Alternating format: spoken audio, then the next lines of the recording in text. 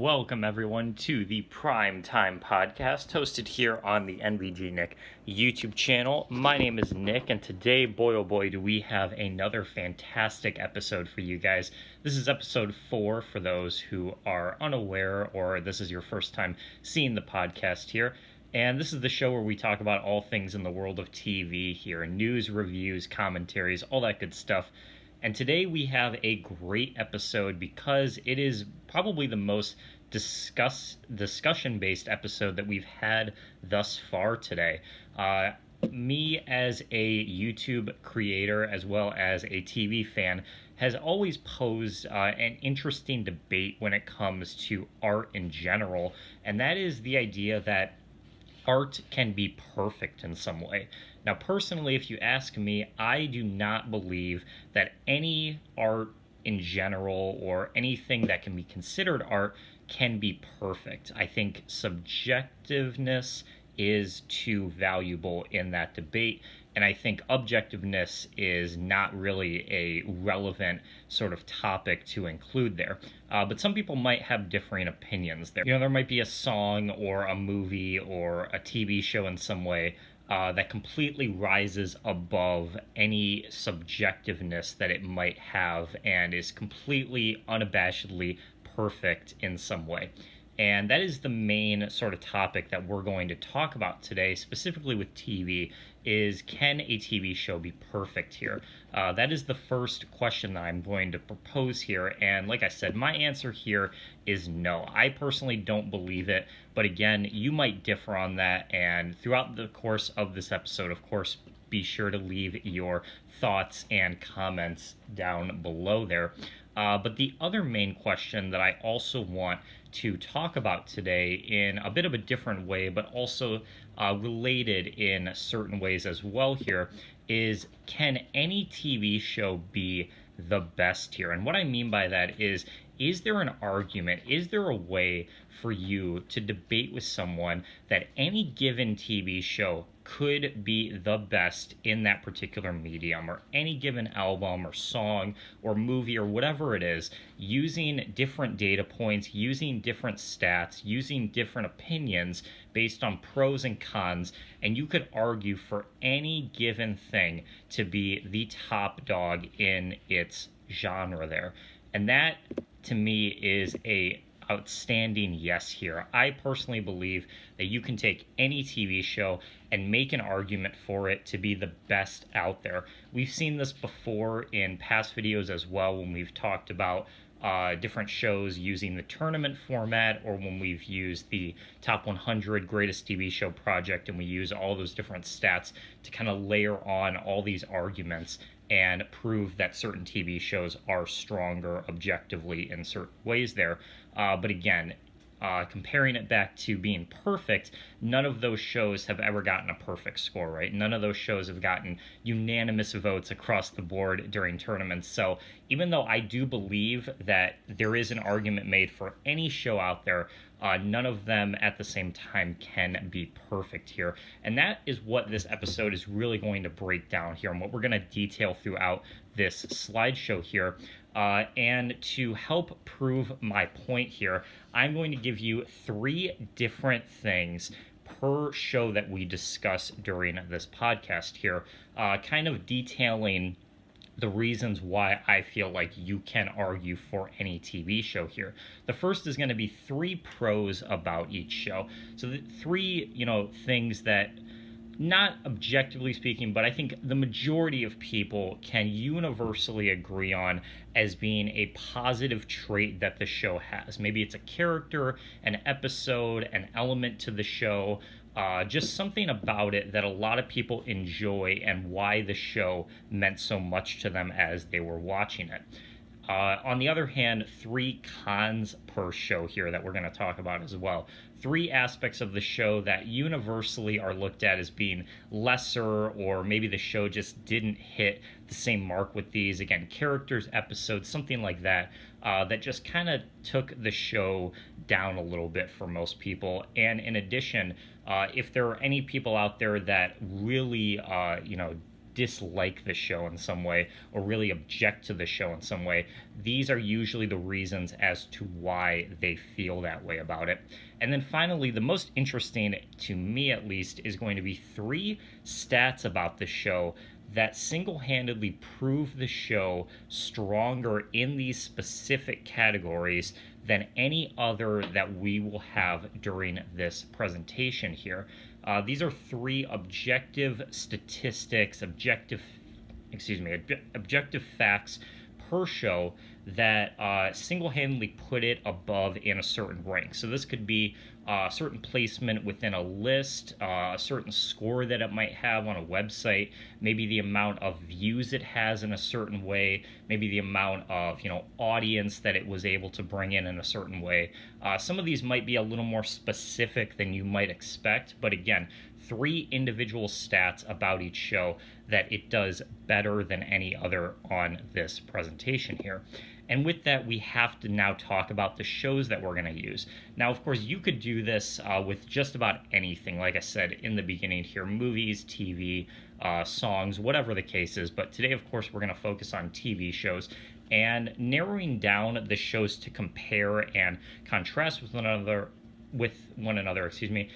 wasn't as tricky as you might expect, because there were certain elements that I wanted included throughout this podcast that kind of checked off different boxes as we went through here. So the first one here, How I Met Your Mother, pretty much is an obvious choice for anyone that is familiar with me or my channel here. You guys know that this is my all-time favorite TV show, favorite sitcom, of course, so I had to include it here. And my main reasoning in doing so is to say this is a show that a lot of people enjoy, right? This is a show that has had a massive fandom, a massive community of people for years and years and years. It is my all-time favorite, but it is not a perfect show. I can definitely agree with many people out there that there are flaws with How I Met Your Mother. There are things about the show that I do not enjoy. However, throughout the course of me watching it, throughout all the years it's been on for, I can see past those things. I can see that the pros outweigh the cons each and every time, and it still be my favorite here. And for most people, I think that is a universal sort of thought that most people have with their favorite, but there are definitely some instances that I've seen that some people just can't really look into their favorite things and see why people would disagree with them on there. There's certain shows, there's certain movies that I think just have this grand reputation that a lot of people are kind of blinded to in some way, that they can't objectively look past each layer of it and pick out certain aspects that just aren't as good as they might want them to be. And we'll go through that a little bit later as we get into more detail here. But How I Met Your Mother, one of those instances where I think most people within the fandom, most people like me, that would argue that it is their favorite, can still look into the flaws and accept them. Similarly, Law & Order SVU here, my all-time favorite drama here. So again, just kind of piecing together the idea that even though this is my favorite in a certain way, it definitely has flaws. It's not going to be for everyone, of course, but it's still one that I can look up to and say is my all-time favorite there. And then Spongebob as well here for the animated show. So those are the 3 main sort of styles that we often talk about here that I wanted to include there as my favorites. The next one here is going to be Seinfeld. If you guys have seen the top 100 greatest TV shows project that I did not too long ago, then you'll know that Seinfeld ultimately came in as the top show there. So obviously wanted to include it here as well. And again, saying even though after all of this testing, all of this research, you can certainly make the argument that it is the best show. There's no doubt about that. That's what that video is showing, of course. But at the same time, it is not a perfect show. There were plenty of tests, plenty of instances where it was outranked by other shows. It did not have a perfect score at the very end of it. So again, even though when you put it all together, it might come out on top individually, so there are still elements to the show that are not perfect there. Next one here is going to be Game of Thrones. This was another pick from the top 100. It was the top rated drama show on the list here. It came in at number 5 there, which is a very, very solid placement. And this one checks the box of all the shows that we're going to talk about today. This is the only one that I have never watched for myself. So when we talk about the pros and cons, when we detail Game of Thrones specifically, all of those arguments, all of those individual aspects to the show are going to come from other people's testimonials, other people's thoughts on Game of Thrones there, and nothing anecdotal from myself here. So that's going to be a really interesting one to break down, because looking from the outside in, trying to piece together and kind of detail what are most people's opinions on the good and the bad coming from a particular show there. The next show here that I wanted to include was one that kind of did the opposite in some way, because looking at these 5 right now, you have How I Met Your Mother, critically acclaimed sitcom, you have Law and Order, longest running drama, so a huge fan favorite, SpongeBob, of course, Seinfeld, and Game of Thrones from the top 100. So all of these in some way considered great shows in some degree there, whether it's with fans, critics, popularity, whatever the case is. All of these included on the top 100 list, of course. But like I said at the beginning, you can take any show whatsoever, and try to argue it as the best over any of these other ones. So I wanted to kind of put that to the test here and pick a show that I think most people in general do not like. I wanted to pick a show that I think generally has a negative reputation, and still challenge myself and see if my theory holds true, that you could make the argument that it's still a stronger show using research, using data, using statistics, and see if there's a way to convince people that it is stronger than any of these other ones on this list here. And ultimately, that box was checked by Two Broke Girls here. Looking online, talking to people, even though I absolutely adore this show, I am one of the only defenders that it seemingly has, because the way that I've seen it, talking to other people and looking at different forums and stuff like that, a lot of people just do not enjoy this show.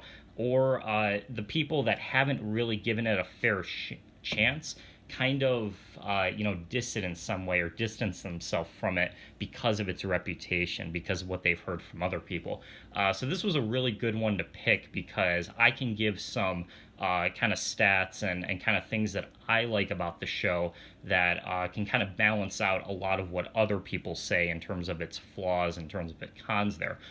So this was a really good one to include here as well.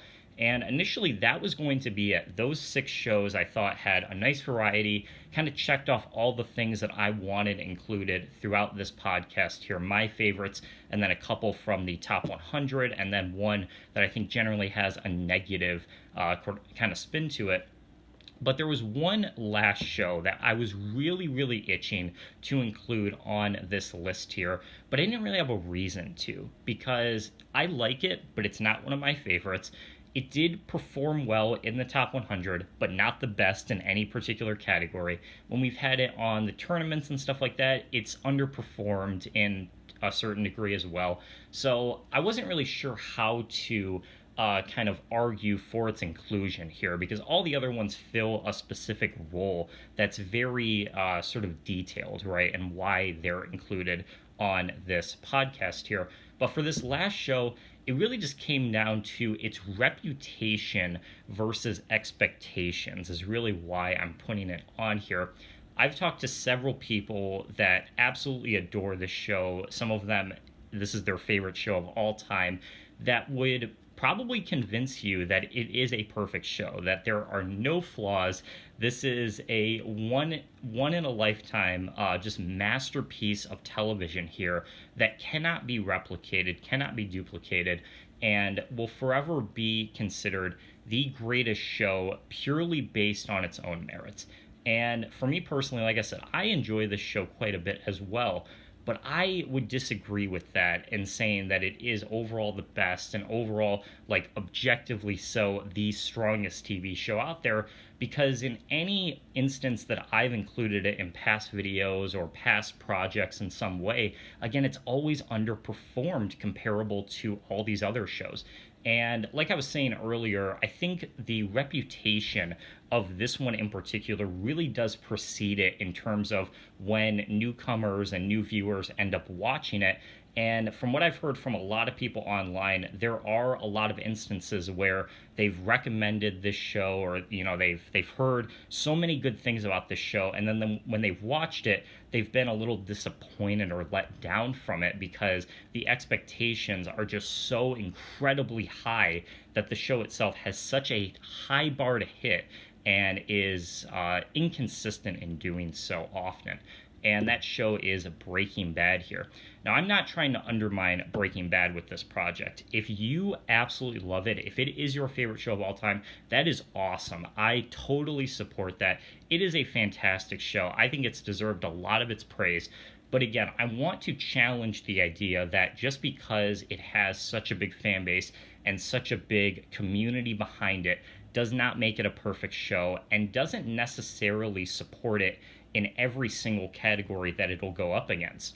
We've seen that in the top 100 before, where it didn't even place in the top 5, and you're expecting this show to do incredibly well, monstrously well, especially compared to a lot of the other ones, pretty much all on this list comparably, and it just does not perform that way that often here. So I want to kind of include it just to balance out a lot of what its reputation has online, and again, kind of test my theory of, can you make an argument for any of these other ones comparable to a show like Breaking Bad? With that in mind here, let's actually start discussing the shows, going over their pros and cons here one at a time, starting with How I Met Your Mother here. So, with the 3 pros here, no doubt about it, when you talk about How I Met Your Mother, you have to include Barney Stinson here, the man, the myth, the legend himself, played by, of course, Neil Patrick Harris over the 9 years there. Barney is a symbol of pretty much everything that men want to be and women want to have there. And it is just such a fun character to watch over and over, to see his development, to see how he kind of, accepts these certain things and what his overall goals are. Because in the very beginning, he is just a womanizer, doesn't really have a clear focus in life. He's just this wild, crazy party animal that just wants to have sex with everyone around him. But of course, throughout the course of the series, we see him kind of dial that back a little bit, start to have some more serious relationships, and kind of become more human along the way there. And the performance from Neil Patrick Harris really elevates all of that throughout the course of the series, really to the highest degree possible. No question about it that Barney has the best combination of the wild, humorous side, a lot of the, crazy, over-the-top sort of elements to his character, but also those very down-to-earth emotional moments as well there. There might be some other characters that have a really great amount of one of those, but Barney has the best of both worlds there, and that's what's made him such a fun character to watch over the course of such a long show, and as well has become just the face of How I Met Your Mother over time there. Another one that you could argue has a lot of those same elements is Tracy there, aka the mother herself there. I absolutely love her character. I've seen some people argue that she is a bit overrated within the fandom. I disagree with that. I think that she is a top tier character all the way. Love, love, love her in season 9, of course, when we see a lot of her character being fleshed out for the first time over, again, such a course of such a long show. But in addition to that, there are some individual elements to her character that are put in certain episodes basing around her, right? Based around the mother, and kind of detailing her journey throughout the course of the show as well, in comparison to characters like Ted, of course. That's always been kind of the main focus. And a great example of that is How Your Mother Met Me, which is one of the highest rated episodes of the entire series on IMDb there, and it's from season 9 there, where again we kind of finally get to see her in the flesh there. And this episode is fantastic. It kind of goes back through the mother's life over the previous 8 years, and we kind of detail where she's come from in the course of meeting up to the wedding, of course, and then eventually meeting Ted there, which is kind of the crux of the entire show, of course. Ooh, excuse me. Um, which is kind of the crux of the entire show there. And that episode is a great illustration of everything that all these characters have gone through, all of their tragedy, all of their high moments, their low moments, and eventually seeing how it all comes together in the end. And for that, easily one of my favorite individual aspects of the show there. And then the last one I have for you is the running gags slash the inside jokes of the show.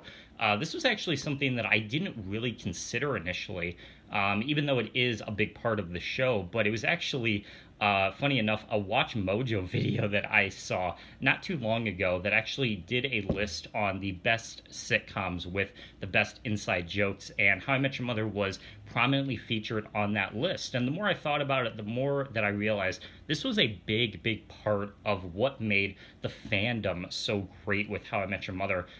Quoting the show, seeing references of the show elsewhere, really has elevated the fandom to be as fun as it is to be a part of it. When you're talking with friends or when you're just, referencing things outside of the show and stuff, it's just a lot of fun to kind of have those relatable moments with one another. Me and Mike often, quote the show or reference things when we're at work together. Again, just as a way to kind of bond over such a fantastic TV show as How I Met Your Mother is. Whether it's like Robin Sparkles, the Playbook, the Bro Code, there's just so many great inside jokes with the show. I could go on and on with that, but definitely one of the best parts of it, in my opinion, there. But like all good things, they say must come to an end. We must now talk about the cons of How I Met Your Mother, the flaws, unfortunately, that the show possesses here. And probably the most infamous of all is the finale here, Last Forever, parts 1 and 2. Now, in my opinion, I actually think part 1 of the finale, the first half an hour, is actually pretty solid overall. That's where we get a lot of the really great emotional moments with Barney specifically. I think has a lot of really interesting kind of character development throughout that last half an hour of the show that really ties a lot of the characters together. Of course, we see in the future from where we are in the previous season, which is really cool to look further as far as where the characters will end up. And at the very end, Ted kind of gives the rundown of all the side characters as well to kind of see what they ended up doing and where they all landed in life, which is a really cool way to tie everything together, I think, and kind of give some closure to some of those lesser, not as important plots, obviously, but still ones that I think could have some really great moments to them as well. But really, the one main reason why everyone really shits on this episode and why it's earned the title of arguably the worst TV finale of all time there is, of course, the infamous scene where Ted goes to Robin's house and it's implied that they get back together there.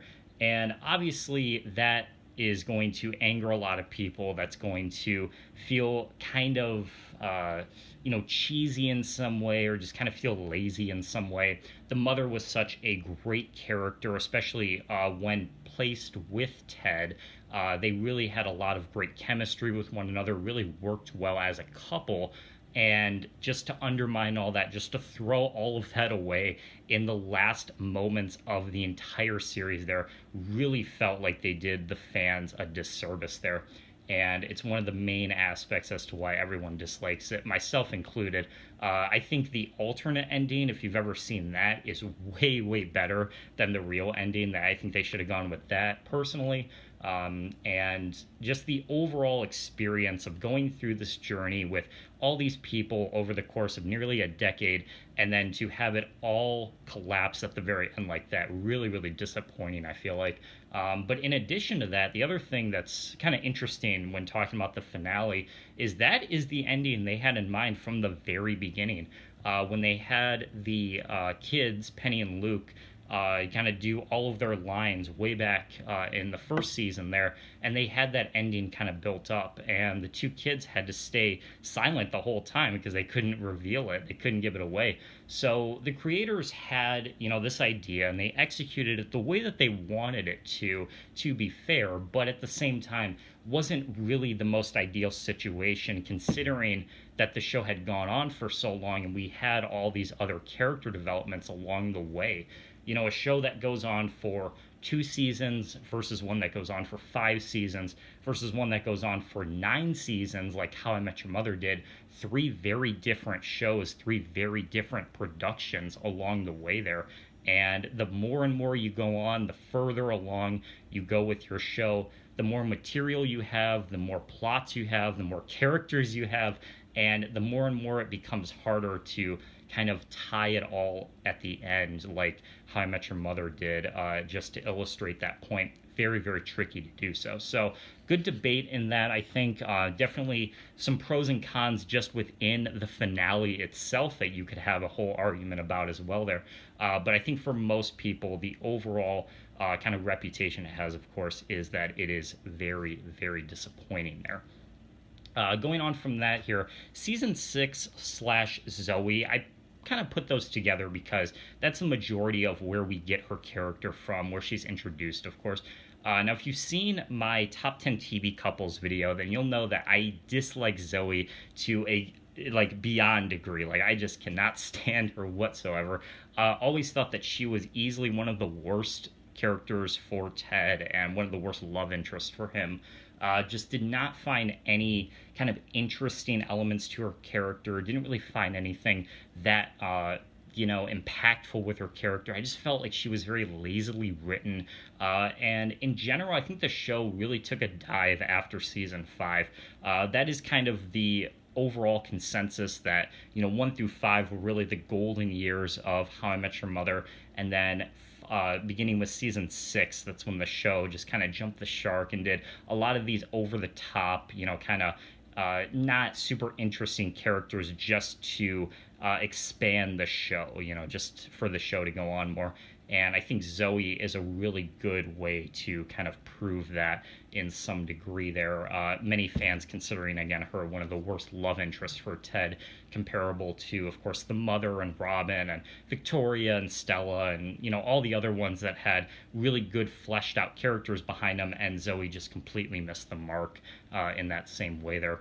And speaking of love interests here, slash season 8, because season 8 specifically I think is a really mixed bag of a season. There's some really great episodes, really great moments, but other times it just feels so flat and so lazy.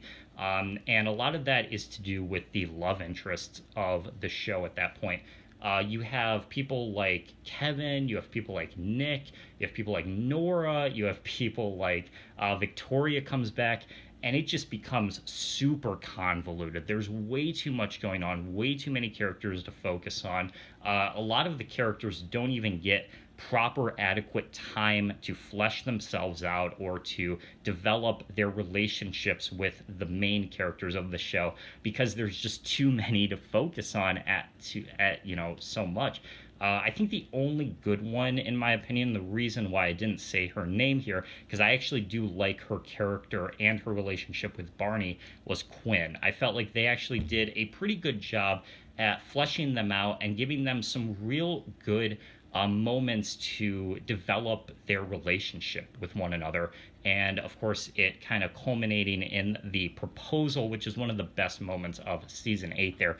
But for almost all the other characters, especially with Robin, I think they really just completely threw in the towel with them. Characters like Nick barely get any attention. Characters like Kevin are really only used as a plot device to get in the way of Barney and Robin. And, it just feels super lazy. And looking back on where the show came from, especially in those early seasons when you have really genuine moments between these love interests, like the original Victoria and Victoria and Ted relationship from season 2, and then jumping forward in that with the more modern day excuse me, Victoria and Ted. I'm losing track because there's just so many characters to focus on. But you get what I'm saying, though. There's just so much going on at once that it just becomes way too convoluted and way too much to take in.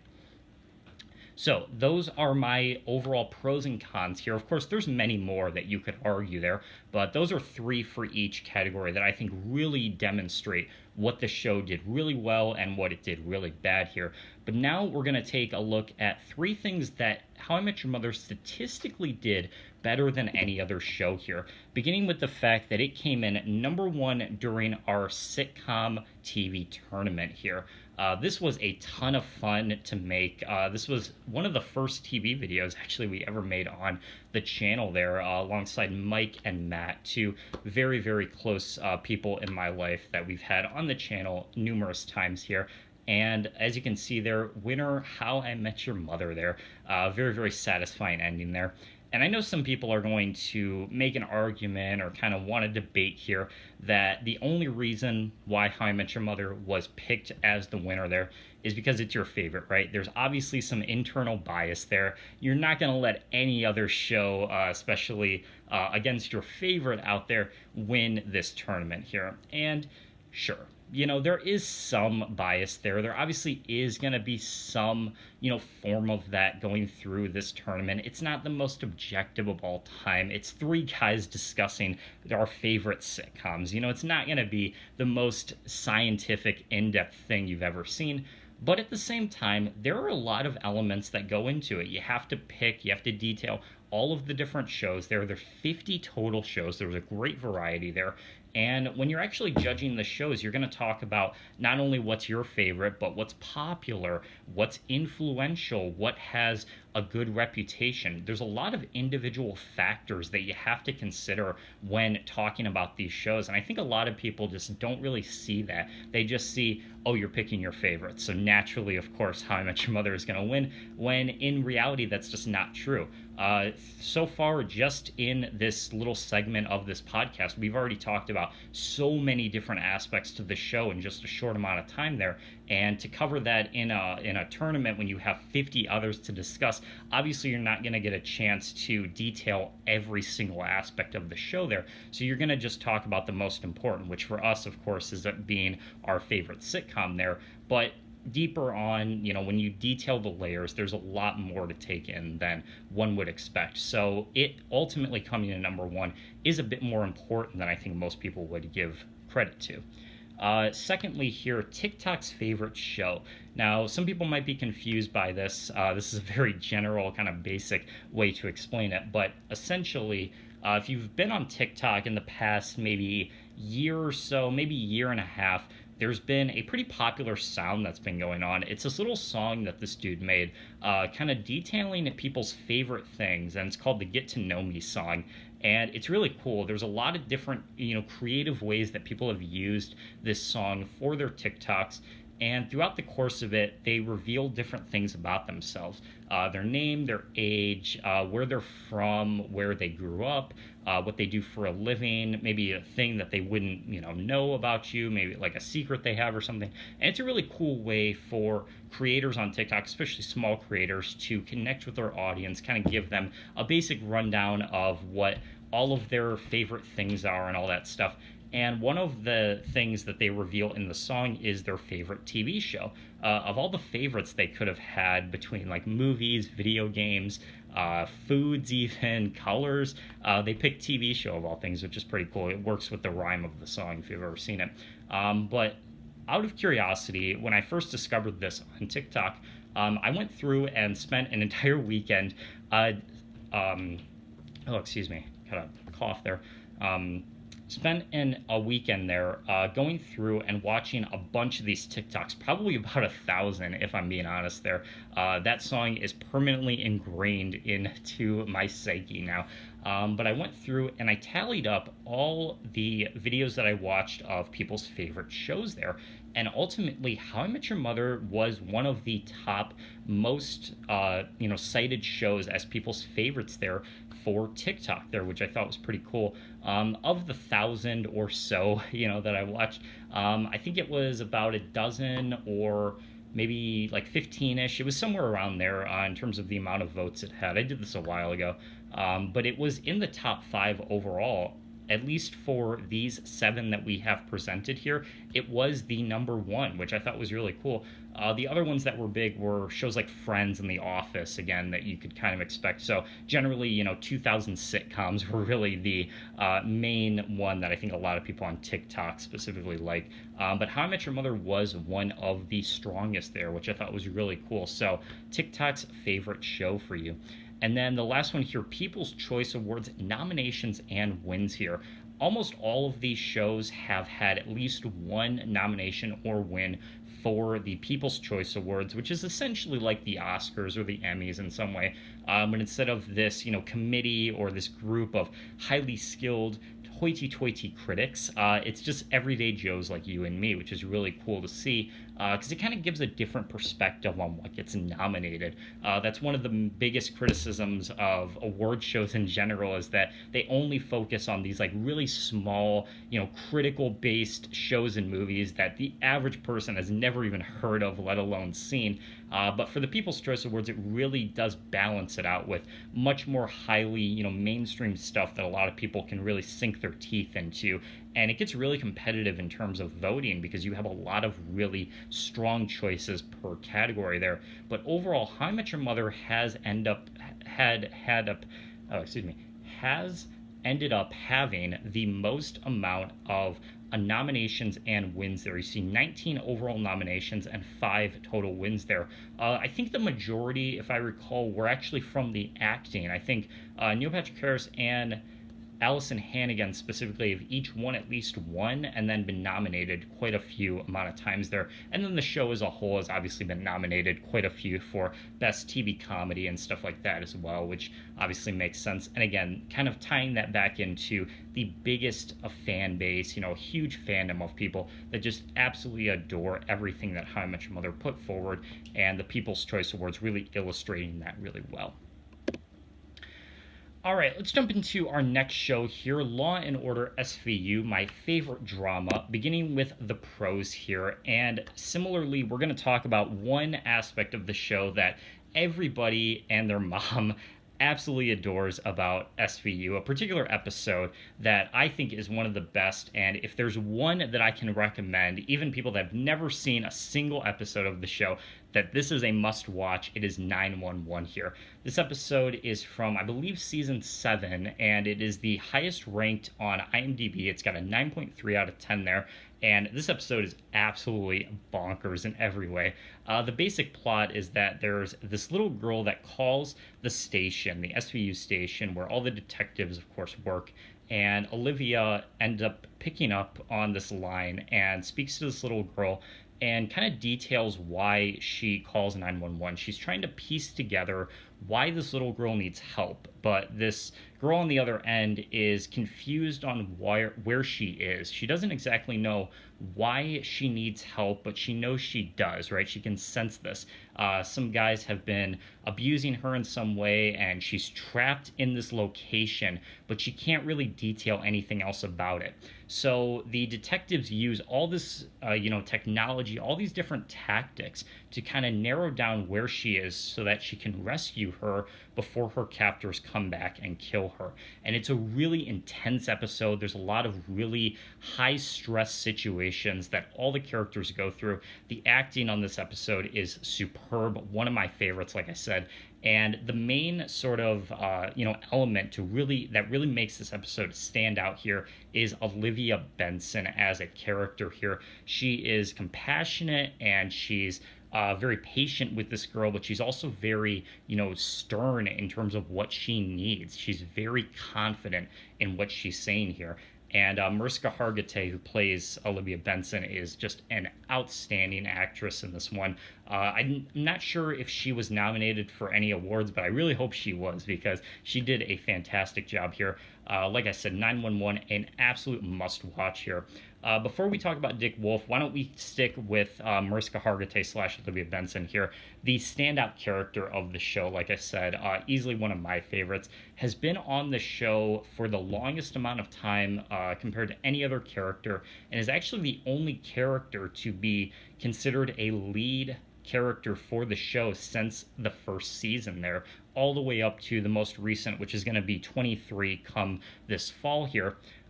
The only character to have a lead position, second character to do that, is actually Ice-T's Odafin Tutuola, who has been a main character since season 2 and is the only other character to appear in every season, but was not a lead character when he appeared in season 1. He was only a guest star for the season 1 finale and then became a lead character following with season 2 there.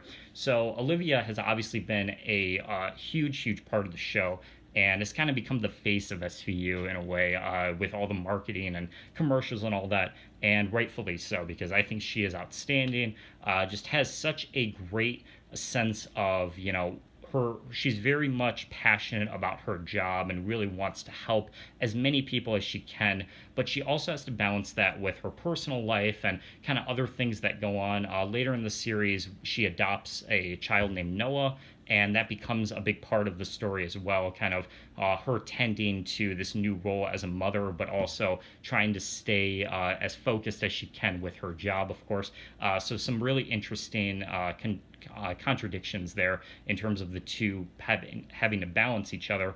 But in addition to all of that, Mariska Hargitay, as a person outside of the show, has actually done a lot of charity work and done a lot of these different aspects and events to help real life survivors of either domestic abuse or sexual violence or rape in some way, and kind of coax them into training them to understand what they can do to better themselves and how they can help themselves in some way, and has been a really kind of inspirational coach for a lot of women in real life there, which I think is awesome to see, having had experience on the show and kind of learning stuff indirectly from her working in a show that deals with a lot of those aspects, and then kind of translating that to real life coaching and real life helping and mentoring for a lot of people that really do need that sort of assistance there. So I think that's really cool,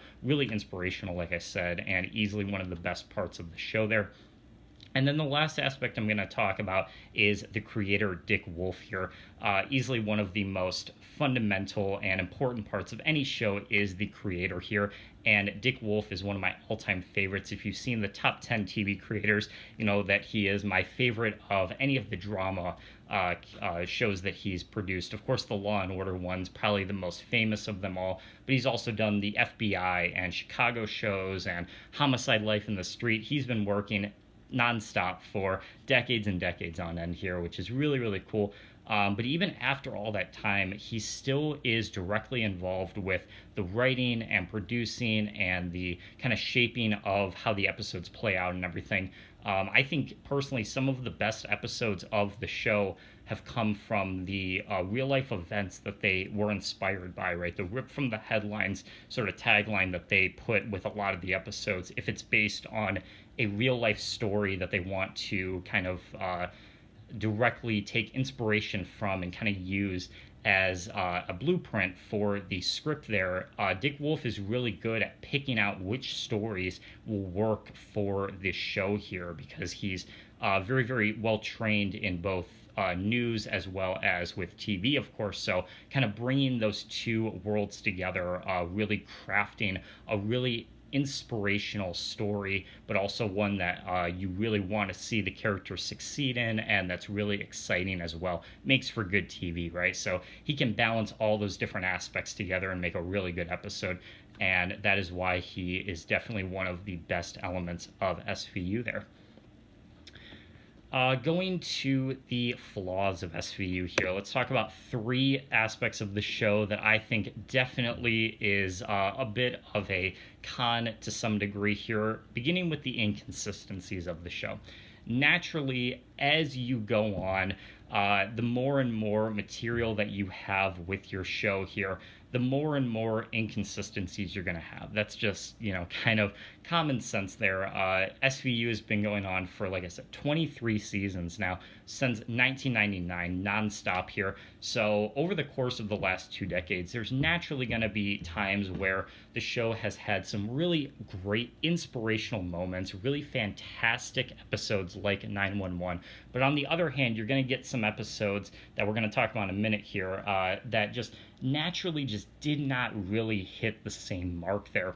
And it's because of the fact that you're going to have a lot of people come in and out, right? The producers, the writers, the directors, that's all going to change over time. There's going to be some turnover there, as well as the fact that naturally the world itself is always shifting in terms of what is new, what is popular, what is considered important, what is considered controversial.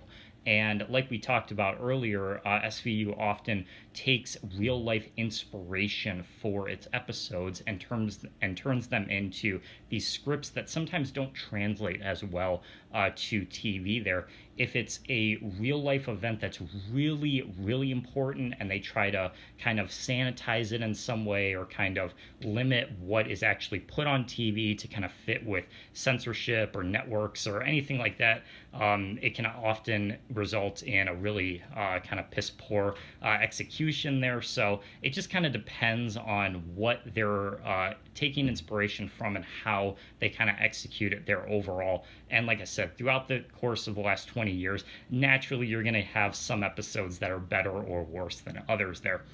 Speaking of episodes, the overwhelming amount of episodes of the show. There are currently over 500 episodes of SVU, not counting whatever is going to be made in the future, of course, but just as of right now, as of the taping of this, 500 plus episodes to watch. And these are hour-long episodes, of course. It's an hour TV show. So that's a ton of TV to watch as a fan or as someone that wants to get into the show. I've talked about this previously, that I have tried to recommend this show to tons of people because, like I said, it's my favorite drama there. And more often than not, I get the reaction or I get the answer of, I want to, it really looks good, I think I would really like it, but man, are there a lot of episodes to watch here?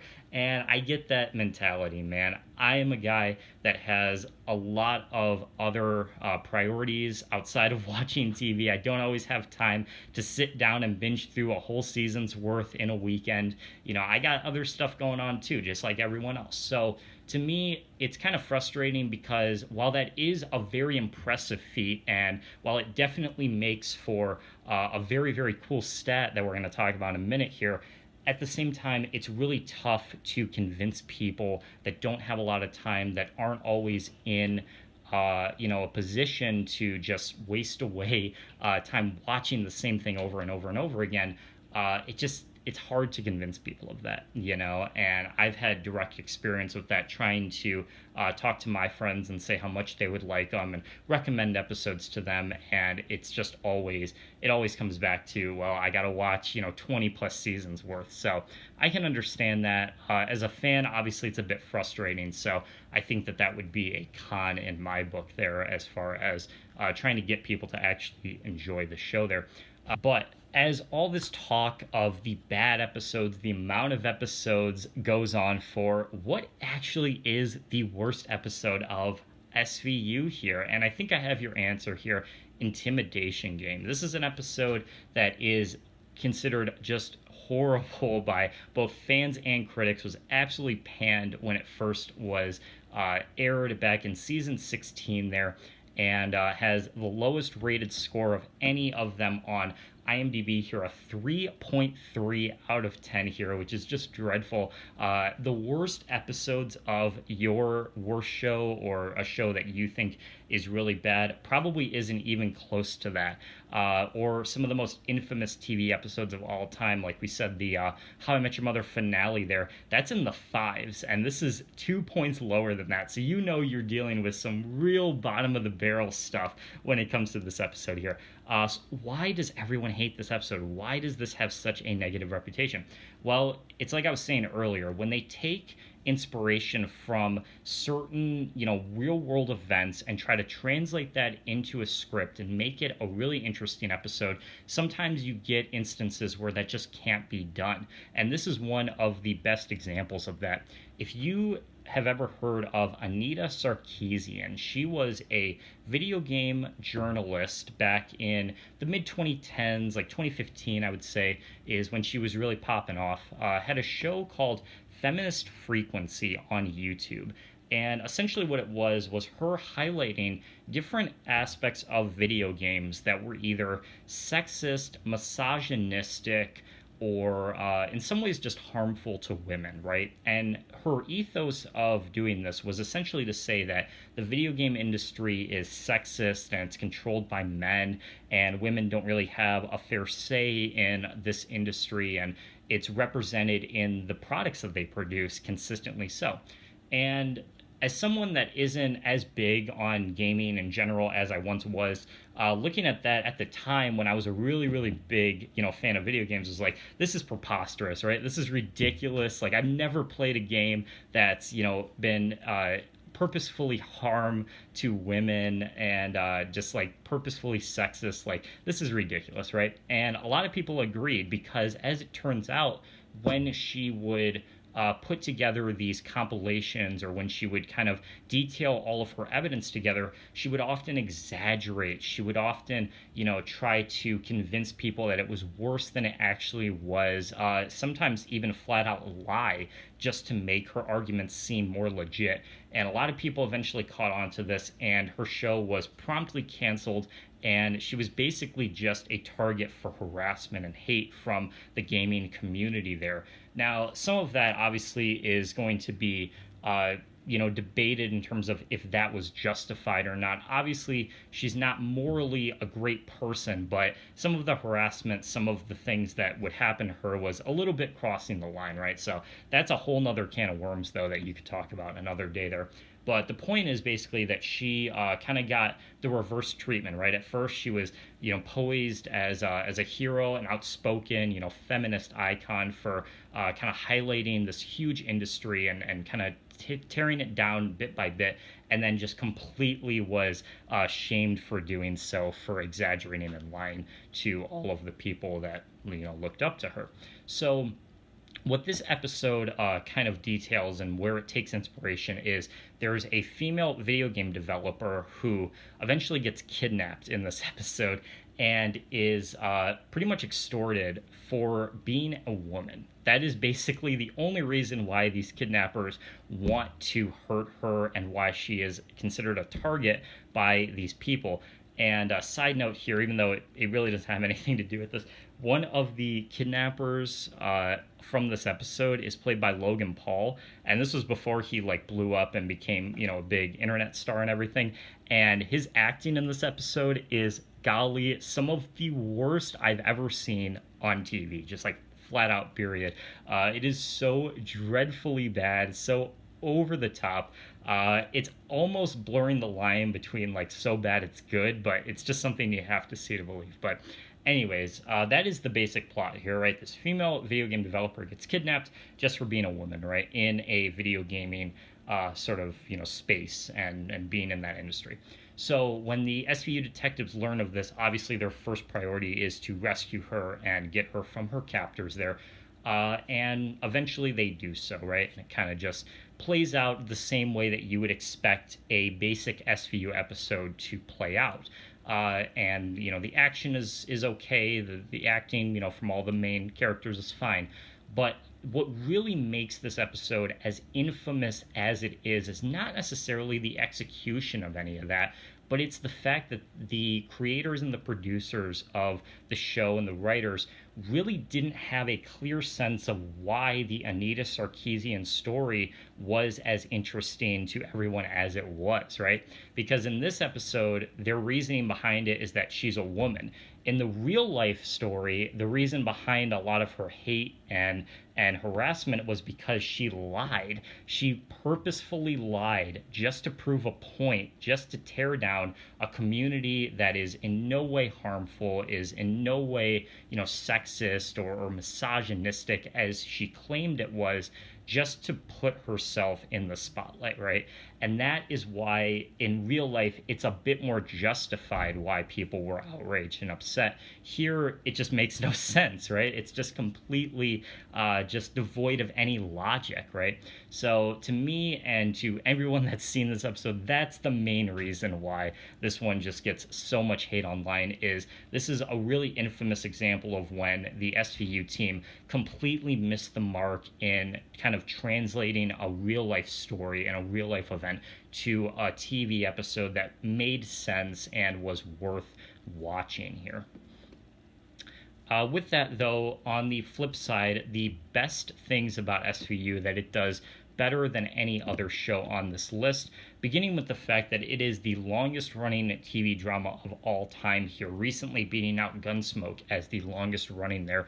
Gunsmoke was 20 seasons when SVU entered its 21st a couple years ago. It held the record here, which it currently does to this day, which is really, really awesome, of course. Something that I've mentioned here and there as we go on throughout this episode, of course, but really a really impressive feat, and something that I think the show is very, very proud to have held, obviously, and something that I think really no other show is going to have a chance at for at least a long, long time. Because when you think about what the longest running shows are on TV, when you have shows like, of course, SVU, Gunsmoke, stuff like Criminal Minds is a good example. NCIS LA right now, an ongoing that has 12 seasons at the moment, that could potentially, beat it out in some way. All of these shows, what they have in common is there isn't ongoing stories. It's very episodic. It's very simple storylines. There isn't really a ton of character development in the same way that there are other shows, such as Breaking Bad, for instance. It's just a very simple, effective show that entertains while also making itself as simplistic as it can in terms of its production, right? And that's the formula kind of to making such a long-running TV show that effectively gives its viewers what it wants while also not feeling drastically, boring or drastically cheesy at the same time, right? And SVU has kind of crafted that formula to be as good as it can be for itself here, and will continue to effectively use it for the ongoing future here, which I think is awesome. In addition, the number one show in our drama tournament. So, like I was saying about the sitcom tournament, again, some people might argue that it was just because, it's my favorite or Steph really likes it in some way. And, sure, there obviously is going to be some bias in that way. Like, of course, you want to see your favorites do well there. But in addition, it has to be said that, again, 50 other TV shows to compare it to, and lots of different elements to talk about and lots of things to take into consideration here, and SVU ultimately comes out on top there. The last one here, the BMI Award nomination/wins, 10 out of 10 there, as you can see. So every time it's been nominated for this award here, it's won every single time there, which is very impressive there. So the BMI Awards, if you're not familiar, is a company that is in charge of hiring music directors for different projects, essentially. And what they do is they will independently contract these music directors and musicians to work on different things in the world of entertainment. It doesn't have to be TV all the time. It can be movies or video games or plays even, something like that, just the general entertainment field. And what their job is, of course, is to put in the music for all these shows and movies and everything. And annually, just like the Oscars and just like the Emmys, they hold an award ceremony for the best individuals that have done best for their work, of course. And it's usually people that they hire on the company's behalf that usually get nominated, but it doesn't always have to be that way. Sometimes it can be just whoever has the most outstanding work within the year, right? So the ongoing music director for SVU, Mike Post, who's worked with Dick Wolf in general for a long, long time, worked on various other shows, the original Law and Order as another one there.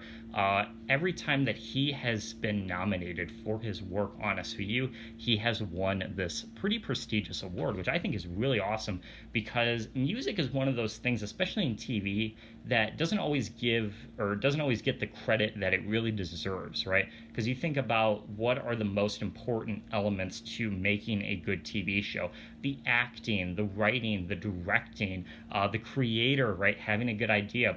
Music kind of left to the sidelines often. You don't really consider it. But when it really does hit you, when a very powerful emotional scene hits, the music is obviously going to be a massive part of that.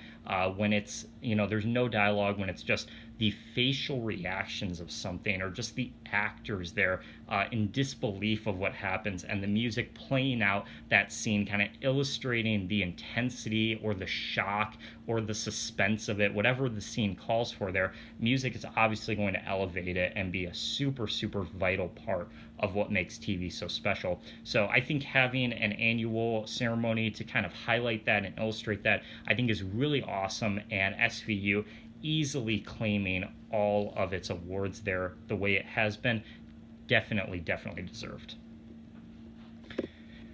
All right, here. Next up is Spongebob here, my favorite animated show of all time here, going over the pros for Spongebob.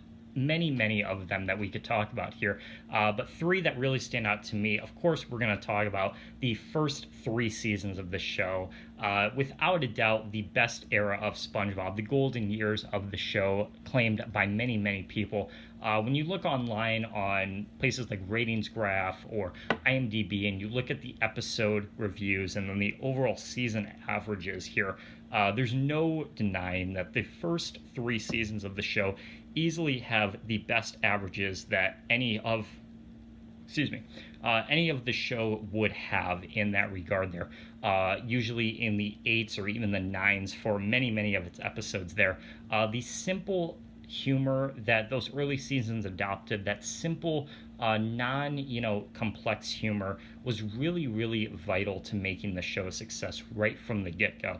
And I think having that paired with the likable characters and the very simple, animation style, all of that kind of coming together to form a really memorable show that you will not forget as soon as you see it, right? And then just coming back more and more for more adventures with the Bikini Bottom Gang there. Seasons 1 through 3 just absolutely defined a generation of people growing up, and what makes animation especially so unique as a medium there.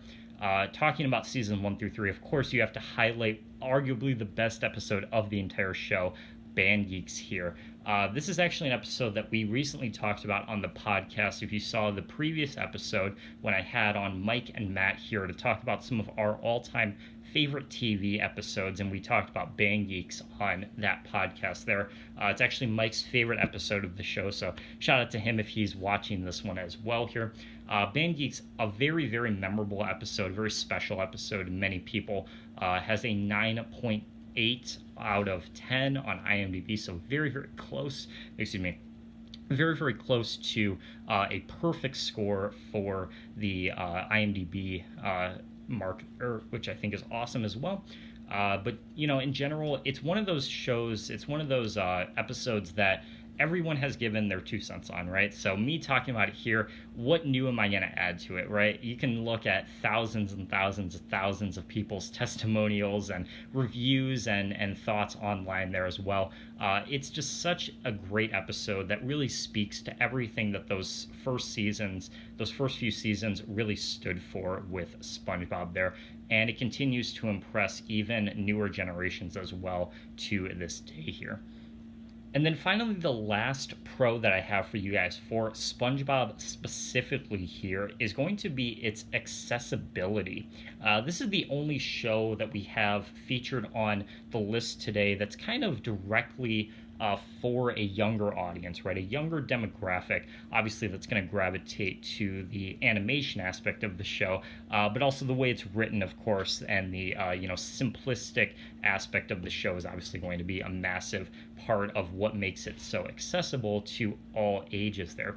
I actually went to the gas station this morning, believe it or not, and while I was there and getting some gas, I actually saw a kind of older woman, probably around 45, 50, I would say, African American woman with a SpongeBob shirt on, and that just made me smile because, again, that particular individual, probably not the direct demographic that you'd expect to enjoy SpongeBob there, but at the same time, also very much a fan of the show there, which I think is awesome because, again, it just creates that very simplistic humor that everyone can be a part of. It doesn't necessarily alienate you if you're not, a specific gender or race or anything like that. All encompassing, right, kind of style to enjoy.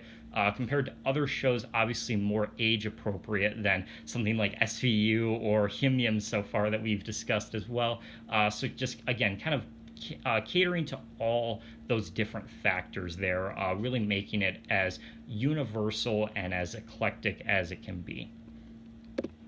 With that, though, let's talk about some of the cons that SpongeBob has here, beginning with the later seasons, of course. The later seasons, pretty much anything after season 3, I would say, so 4 onward is really the start of it. Some people might argue that like 4 through 6, has some moments there. I can kind of agree with that. There were some pretty special episodes for that sort of middle era of the show, but pretty much universally agreed that after season 6, 7 onward into the present day is really very much hit or miss. Like maybe once, maybe twice a season, you'll get a really good episode, but other than that, most of them very average to below average quality wise there, which is kind of disappointing because, of course, SpongeBob is such a big influence on everyone my generation and for so many others all over the world there, but only a very selective part of the show is really fondly remembered the way it is.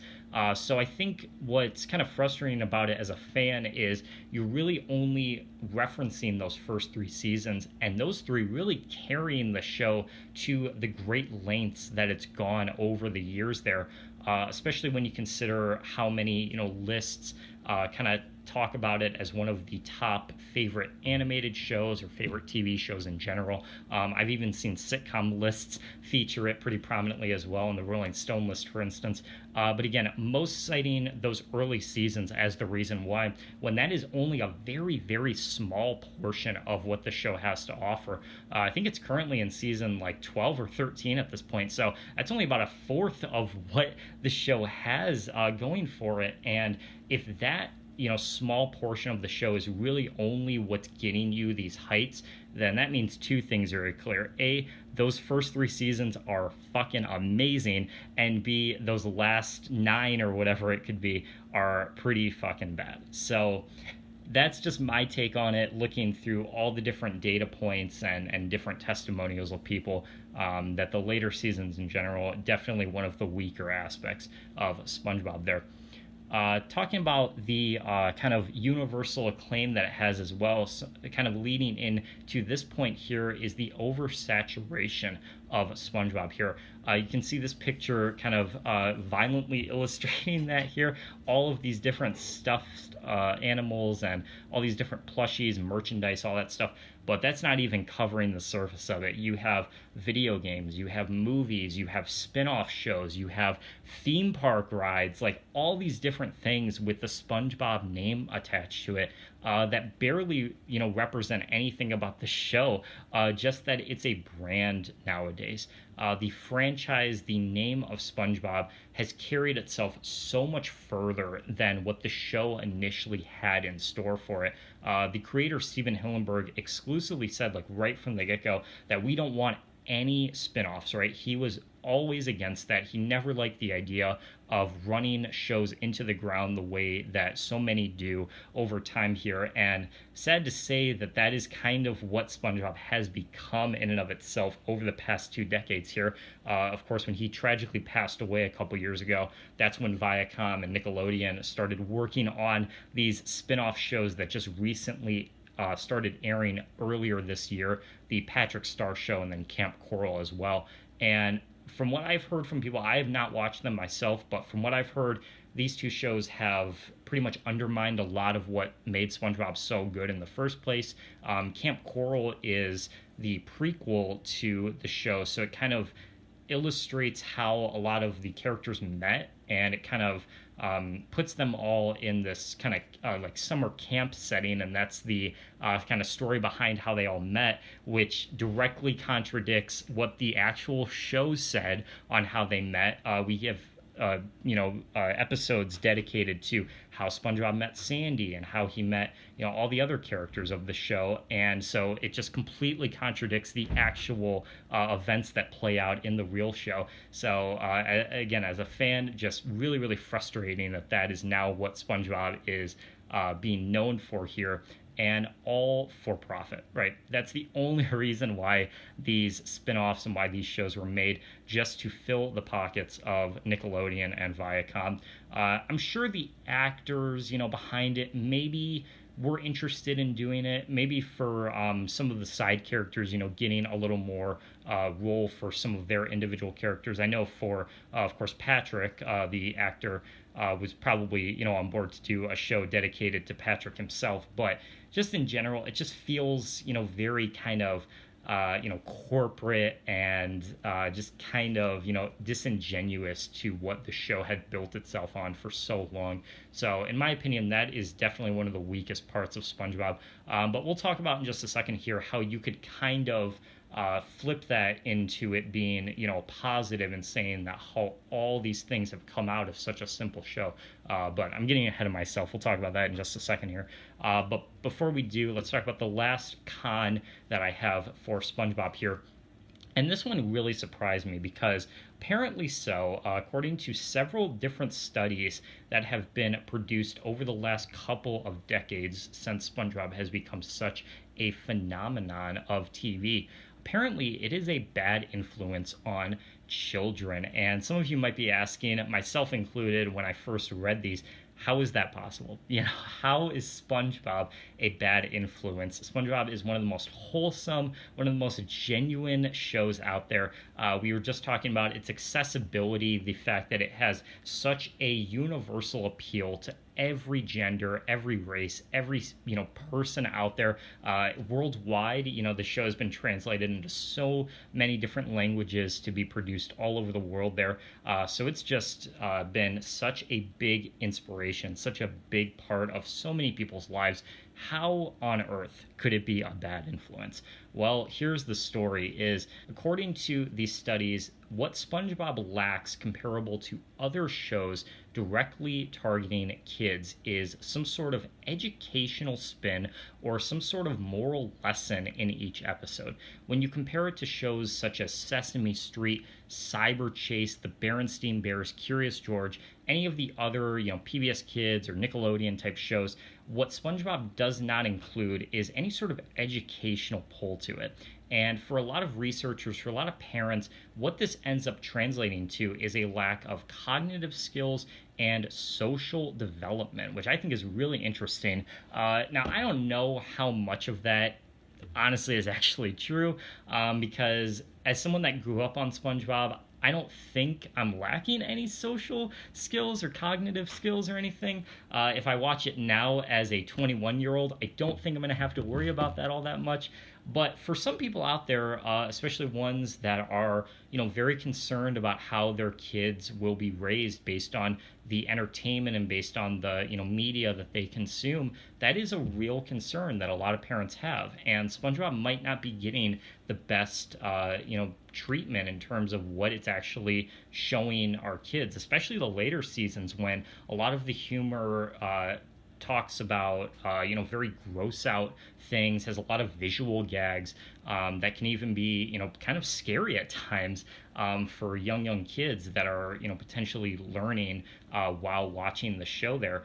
And a lot of what, these researchers and these professors are kind of also, arguing for SpongeBob is the lack of any parental, characters, any sort of, figures within the show that kids can look up to. Because a lot of the characters on SpongeBob are adults, but they don't really have any parental or, mature elements to them, which I guess kind of makes sense when you really do, kind of break it down. SpongeBob he is an adult. He's living on his own. He has, a job and everything, but he doesn't really have a lot of like maturity to his character. So I guess you could make that argument. It is a bit of a stretch, for me, but when you do compare it to shows like Sesame Street, for instance, they definitely have, more characters that are directly supposed to be, the adult figures within the context of the show. And obviously, it's a bit more educational. So for preschoolers, kindergartners, people that would be watching these types of shows when they're very, very young, SpongeBob not necessarily the best influence on kids' development socially or cognitively, which I think is really, really interesting. But again, some of this could be a little bit exaggerative. Some of it could be, just fear-mongering in some way. So this is definitely one that I am really curious to know your guys' thoughts on. Leave them in the comments, of course. If there's any parents watching, hey, you never know. Tell me, is this something that you generally do think about when showing your kids different shows or when picking out media for them to watch? Are these studies, are these sort of articles important to you to kind of figure out what is appropriate and what's not for your children to be, exposing themselves to? I'm definitely curious to know any thoughts that you might have on that one. But as we talked about, like all the others, there are some aspects of SpongeBob that it objectively does better than all the other shows, beginning with the fact that it is by far the largest multimedia franchise of all the shows we have here. No question about it that the shows that, have produced many offspring, that didn't sound right. I don't know why I said that. Produced different spin off things comparable to their main show, such as movies or video games or books in some way, have only done, one or maybe a couple of those. For example, like Breaking Bad, for instance, has El Camino, on Netflix, so kind of a tie-in movie for fans to watch as well as the show. You have shows like Game of Thrones, which are based on a book series, or How I Met Your Mother, which have a couple tie-in books to them as well, which have become very popular. Even something like SVU has had a couple PC games, a couple video games that were pretty big back in the day as well, when the show was brand new. But SpongeBob has nothing on any of these, man. It has all of it and more. Like we said, video games, movies, spin-offs, books, music, theme parks, merchandise, like everything and anything that you could want SpongeBob branded or SpongeBob themed, it exists, right? I'd be willing to bet that you go into any retail store and you can find something branded with SpongeBob, whether it's merchandise, whether it's, a DVD or something like that, or a movie. Even if you go to a store you wouldn't expect it, like Kroger, for instance, where I work, which is a grocery store, you can find SpongeBob branded food out there. String cheese, mac and cheese, pizza, fruit snacks, yogurt, pudding, cake, like SpongeBob popsicles, like it is everywhere. It is just crazy how such a simple show can result in so much stuff, being produced with its brand on it. And that's not to say that it's bad by any means. Like we've talked about, the oversaturation, of course, but the fact that this is like objectively the way that it is now puts SpongeBob alongside franchises like Hello Kitty, TMNT, Star Trek, Pokemon, like all these massive multimedia franchises that have just been extremely popular for so long here. It's estimated that SpongeBob is net worth is around $15 billion. That's billion with a B, guys. That's like Jeff Bezos money. Jeffrey Bezos. That's that fucking large of a franchise that it is just extremely, extremely profitable in every medium that it tackles. So, without a doubt, easily the biggest of all the shows we have represented here, which I think is an outstanding achievement. But at the same time, you have to consider the oversaturation of the show as well. So, kind of take the good with the bad in that. I think you could argue it as a con and as a positive there. In addition to that, we've been talking about award wins here, but not any specific category, but just as a whole, very generally speaking here, SpongeBob has the highest percentage of award wins to its nominations here. 57% of its wins come from its nominations there, which I think is really, really impressive there. More than half of the time, it will win any given award that it is nominated for. Comparing this to shows like SVU, like Breaking Bad, like Game of Thrones, which all are the next big three in terms of when you look at the ratio between its nominations and wins, all of those only covering about a third to 40% of its overall wins to its nominations. They're far below what SpongeBob has to offer with more than half of that, you know? So I think that is just outstanding. And again, some of that is going to come from things like the Kids' Choice Awards, you know, has a good percentage-wise of the wins that it has, accumulated over the years. But still, cannot be discredited that that ratio, that percentage is massive there. And then this is interesting to me as well. It's the only show of the 7 here that has a perfect score in terms of Rotten Tomatoes here. The first season there you can see has a 100% score, which for Rotten Tomatoes is a perfect top score that you can get on its website there. And it's the only one to do that on its first season there. There are some shows such as SVU and Breaking Bad and Himium that all have multiple seasons with 100% on Rotten Tomatoes, but none of them do it on its first one. And like I was saying earlier, I think that really goes to show you just how special, just how interesting that first season, as well as the early seasons in general, really were for fans and critics there. If I read the critical consensus here, you can see it says SpongeBob SquarePants is an irresistible celebration of positivity that pops off the screen with its absurd sensibility and vivid characterizations there. So just kind of saying how vibrant, how colorful, how remarkable the show is in many, many ways. Just a joyous show that you can have fun with, right? And I think that's really, really important to keep in mind there again. When you're talking about just entertainment in general, sometimes you don't always want to be thinking about it. You don't always want to have to, turn your brain on and really deeply think about the themes or the conversations of a certain show. You just want to have fun. You just want to turn your brain off, relax, and just enjoy what you're watching. And I think SpongeBob is a perfect show to represent that.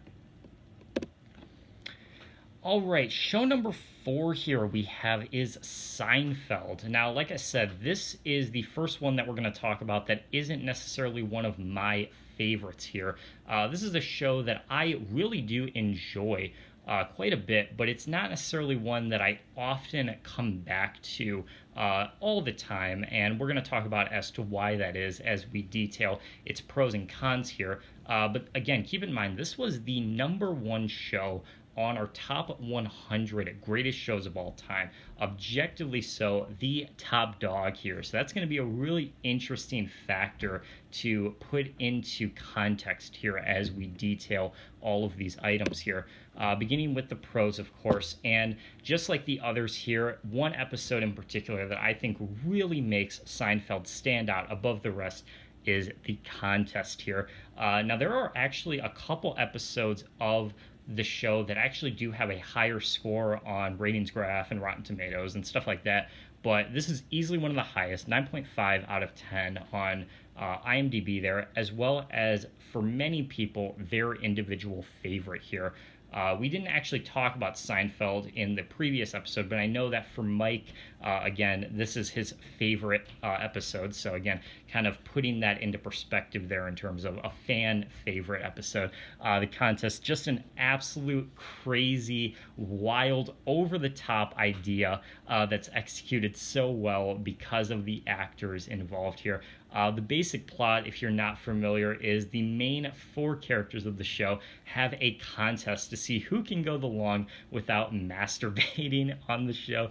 And it is just such, when you break it down like that, such a simple concept, but taken to the extreme in the absurdity of it. Of course, the infamous scene where Cosmo Kramer, boom, slams down the money and says, "I'm out," just like that. Just super simple, super universally understood, but so funny at the same time there. Which is a perfect segue into my next pro here, Cosmo Kramer, of course, usually just called Kramer on the show for reference here. But Kramer, always my favorite character on the show, played by Michael Richards, of course, had just this over-the-top energy to him, just had such a great sort of, perfect imbalance between the absurd and the realism of his character. Of course, Seinfeld always kind of touted as the show about nothing there. Just very, very simple, mundane sort of plots that the show often took inspiration from. But Kramer was the exception to that. He would go over the top with almost everything that he was involved with. Whenever he does schemes with people like Newman as well, just so funny as well there. Just always makes you giggle when he's just clumsily walking into the apartment, or when he's just fallen over, and does a lot of the physical comedy as well. Just a very, very fun character. And again, at the end of the day, Seinfeld, it's a sitcom. It's supposed to make you laugh, and Kramer does that time and time again for me and so many others there. And then, like we were saying as well with SVU, the creator is obviously very, very important to the show's development. And Larry David is the creator for Seinfeld here, which is my last pro. David is, of course, a super, super talented writer in terms of taking the mundane and making it funny and crafting these characters as well. Between him and Jerry Seinfeld doing that endlessly on the show, as well as some of the other projects that he's done later post Seinfeld, such as Curb Your Enthusiasm, kind of going with the same route. Just a very, very simple premise there, but taking it to the extreme in terms of how absurd some of these storylines can get. And the thing that always really was interesting to me, at least about Larry David, is just how simple some of his portrayals can be on the show. Again, just kind of highlighting the simplicity behind the writing here with Seinfeld, as well as Curb Your Enthusiasm, which, according to some sources I've read, for Curb at least, they didn't even really use a script for that. They just kind of improvise a lot of what happened on the show. And for some of the episodes of Seinfeld as well, some of the best moments on the show were improvised. So again, just kind of taking a very, very simple foundation for the structure of the episode, for the plot, and just kind of adding in all of the best moments and just kind of filling in the gaps there with the comedic timing and the acting of all the performers, of course, just really crafting it to be as good as it can possibly be there. With that, let's talk about some of the cons of Seinfeld. And like I was saying earlier, Seinfeld is a show that I do genuinely love. I think it's really, really well done in terms of, again, its simplicity and some of the individual moments that I just crack up even just from thinking about. But for the most part, I would say it's a bit lower on my list in terms of my overall favorites due to some of these elements here. The biggest of them being its repetitiveness. I don't necessarily think that being repetitive or being simple is bad by any means, but in some ways, it can kind of hurt the show's reputation in some degree over time. And to me, at least, the thing that made Seinfeld work back in the day is the fact that it was produced during a time when TV was often looked at as being an event, right? You'd sit down, you watch a few hours of TV a night, and you'd watch a bunch of different stuff for a short period of time. Seinfeld was a perfect medium to have in that structure because you'd watch half an hour of it week after week after week, and it wouldn't get repetitive, it wouldn't get tired or stale after a while because of the fact that you were just doing it in very small doses. With the advent of streaming and binging and having everything at your fingertips now, Seinfeld has, I think, become a bit harder to digest in some way for some people like me who didn't grow up with that sort of TV structure, because when you're watching a bunch of episodes in a row, it just feels very, lackadaisical in some way. The simplicity behind it can often do it a disservice to say that the characters don't really have a lot of ongoing storylines. They don't really get a lot of fleshed out plots often. Most of the time, it's a very episodic way of telling a story, which usually isn't that complex to begin with, right? And it's just more about telling jokes and just putting in a lot of funny moments in the show. But a lot of the times, things that are structured that way get very tired very quickly. To me, I can only really sit down and watch maybe like 2 episodes of Seinfeld before I want to watch something else, before I get, kind of tired of it. Compare this to a show like How I Met Your Mother, where I think binging it is the best way to do because you get the ongoing storyline. You want to see what happens next in this ongoing story between Ted and the mother, of course. Whereas Seinfeld, on the other hand, is just very, very simple, kind of shallow plots being just put again and again and again and again, and it just gets kind of tiring after a while.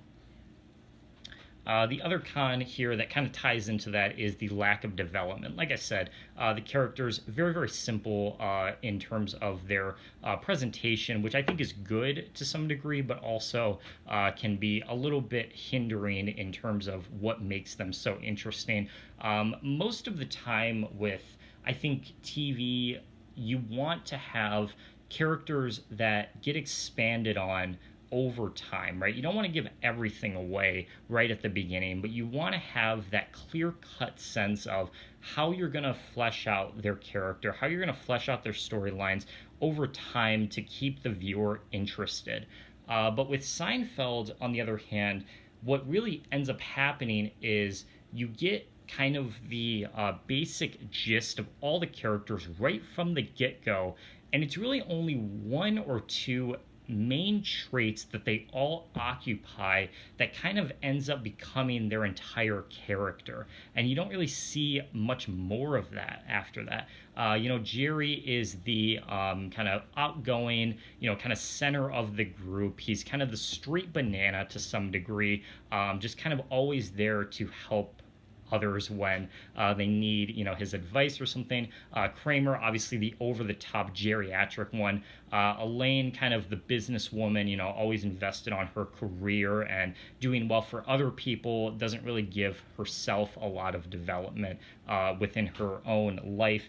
And then George is just kind of the loser of the group, and always is the one that just kind of is there to get picked on, more or less. And those are kind of the only real character traits that all of these people have. So to me, at least, that's just kind of always been sort of an element of the show that I've just never been a fan of, is how lazy or how shallow it can feel at times.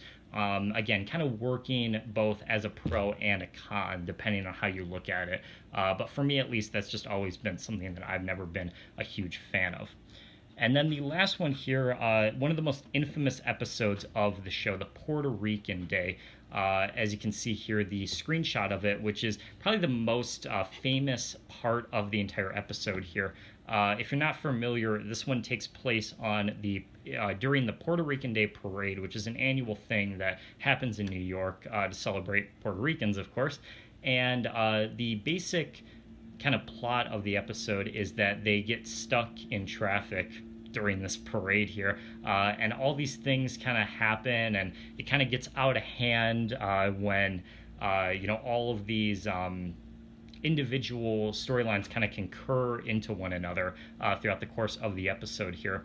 But really, a lot of the comedy comes from the misunderstandings that the Puerto Ricans have against the Seinfeld gang, and then vice versa. So that's where a lot of the humor is divulged from. But what really made this episode really controversial, and why eventually it was banned from a lot of stations over time, was this scene right here where Kramer is trying to put out a fire that starts on this Puerto Rican flag here. And of course, the misconception that the Puerto Ricans have is that he's burning the flag on purpose and he's stomping on it as to say that, Puerto Ricans and Puerto Rico is bad and, we're against it in some way. And with Kramer, his side of it is that he's just trying to put out the fire to keep everyone safe. So again, that's where the humor comes from within the course of the episode. But this scene in particular really got a lot of the Seinfeld team in hot water, and the production had to apologize at some point. And like I said, it was actually banned from a lot of individual stations. I don't think it was ever put in syndication to this day because it's such a controversial episode. So this is one of the rare times where Seinfeld was attempting to do something a little bit more edgy, a little bit more, witty in some way, and it just kind of backfired on them. With that, though, let's talk about the 3 things that it does better than any other show on this list here, beginning with the fact that, of course, it was crowned the greatest TV show of all time there, as I've been mentioning throughout this podcast. If you haven't seen the video, it's a very much more detailed sort of look into TV and looking into all the different elements that make shows as good or as positive as they can be compared to the tournaments, because those are just more about debate and about just us talking as fans, what we like, what we have seen. But with the Greatest TV Show project, it's much more scientific, it's much more detailed, much more statistical in terms of how it produces this evidence, right? So Seinfeld, for instance, being one of the highest when it comes to the Nielsen ratings, having really good social media presence, doing really well on critical sites like Rotten Tomatoes and IMDb and sites like that, for instance. And so taking all of these individual elements together and putting them into this mathematical sort of equation here to kind of figure out what is the strongest TV show with all these different factors put together here, and Seinfeld ultimately coming out on top there. As you can see here again from the screenshot, a perfect rating on CSM, Common Sense Media, which is another form of like an IMDb, or, well, not IMDb specifically, but like, Rotten Tomatoes or Metacritic, just another critical site here. Looking over the other shows that we have on this list, this is the only one to get a perfect 5 out of 5 stars there. Common Sense Media is an interesting sort of site because while they do have a critical score and they do give it, a rating in terms of quality, they also focus in on what is appropriate, what is accessible for audiences. So Seinfeld here gives a score of 14 plus, which, that makes sense. They do talk about sex and they do reference, more adult topics throughout the show. So obviously not something that, young kids would enjoy or be that into, but of course adults absolutely love there. And then, like I said, in addition, they also give the quality measure, which is a measure out of 5 stars there. And out of all 7 shows here, Seinfeld was the only one to get 7 stars, or excuse me, not 7 stars, 5 stars rather. There were quite a handful. They got 4. I know Breaking Bad, Two Broke Girls, Him Yim, and I think Game of Thrones is also one that all got 4. And then I think Spongebob might be the only one that has 3 stars, interestingly enough, but also having the lowest age sort of bar to, to say that this is appropriate for young kids, of course. So kind of interesting how those two things contradict. But like I said, 5 out of 5 stars for Seinfeld there. And then, as I just mentioned as well, the final season Nielsen ratings here, it was the strongest in terms of viewership on TV there for its final season, more than any other on this particular group of shows. Some of these shows did have the final season be its strongest, like Breaking Bad, for instance, is a really good example. How I Met Your Mother, the finale is actually the highest viewership that any of these shows got. Same thing with Breaking Bad. But Seinfeld did more overall throughout the course of its final season, more consistently there, to get the #1 rank as far as the biggest show on TV during that year. And that was actually something that Jerry Seinfeld himself has talked about in later on in his career, in terms of something that he was kind of he had some mixed feelings about. He wanted to continue the show because a lot of people really loved it and it was doing so well in terms of audience measures, and they were just having such a fun time with it. But he also knew that if it went on too much longer, if it went on for more and more and more time, then it would eventually develop into that sort of status where I think like SpongeBob is right now, where you're just doing it just to do it and not because it's fun anymore, and you're just really putting it into the ground over time there. So he did have some contradictions there, which I think is admirable, because it is his show, bears his name, and of course he was a big part of the production there. So kind of honorably taking the step down, even though he could have been extremely successful for many, many years after that, kind of understanding where the show was at that time with its quality, and kind of knowing that they were not going to have the best run after the fact, and they were going to have to start kind of dipping down in terms of the plots and stuff that they brought up. So I think that's really admirable in some way, that he decided to end it on his own merits, knowing that that was a very admirable thing to do. All right, going to our next show here, let's talk about Game of Thrones as our next one.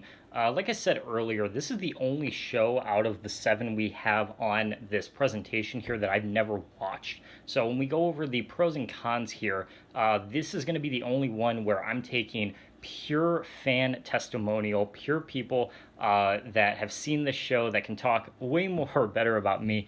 So I do apologize if I kind of stumble in this one, talking about some of the points, because I'm not as familiar with this show, but I wanted to include it for that reason here. Again, kind of looking from the outside and seeing what people like and dislike, and seeing if that can be used as an argument to say that Game of Thrones is overall the strongest here.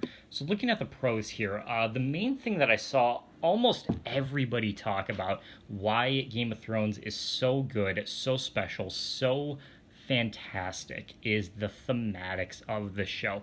The theming of it, of course, with the old school sort of fantasy feeling, with the medieval sort of aspects to it, as well as the, of course, dragons and all the creatures and everything, and all of the fight scenes, the action, all that good stuff, just making it as thematic and as wild and immersive as it can be. That's one of the main selling points of Game of Thrones. Is if you like fantasy, you like action, this is easily a show that you can absolutely get behind.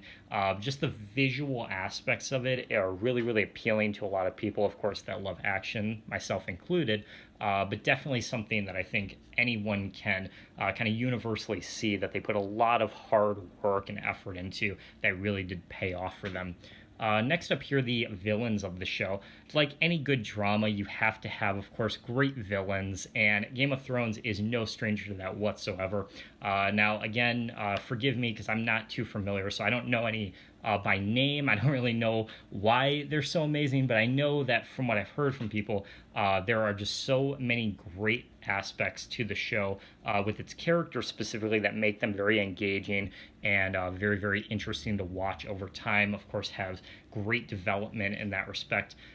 Comparing it to other shows, probably for me the closest would be like The Walking Dead as well, that has lots of great villains and lots of great anti-heroes as well throughout the show that really make its viewers very immersed into the story there.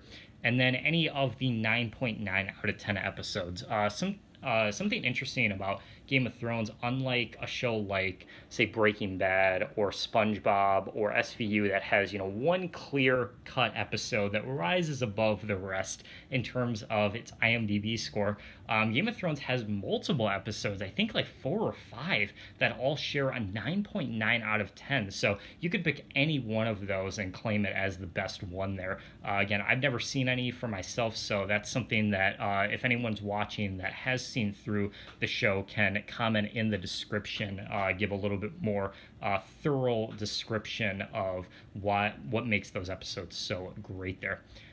So those, again, are the pros for Game of Thrones, but let's talk about now the cons of Game of Thrones here, beginning with probably the most infamous of all, the elephant, of course, to the show there, Season 8. Now, again, I've never watched it, so I can't say for myself if it deserves the hate, if it's justified as to why everyone dislikes it so much. From what I understand, from what I've read from people that just absolutely loved the show, just absolutely fell in love with it for the previous season, 7 seasons rather, and then completely just gave up on the show after season 8, just completely demonstrously hated season 8 there, was the fact that it was the only one not based on one of J.R.R. Martin's books that kind of fed the storylines and kind of shaped the way that the show was written and was produced for the previous 7 years.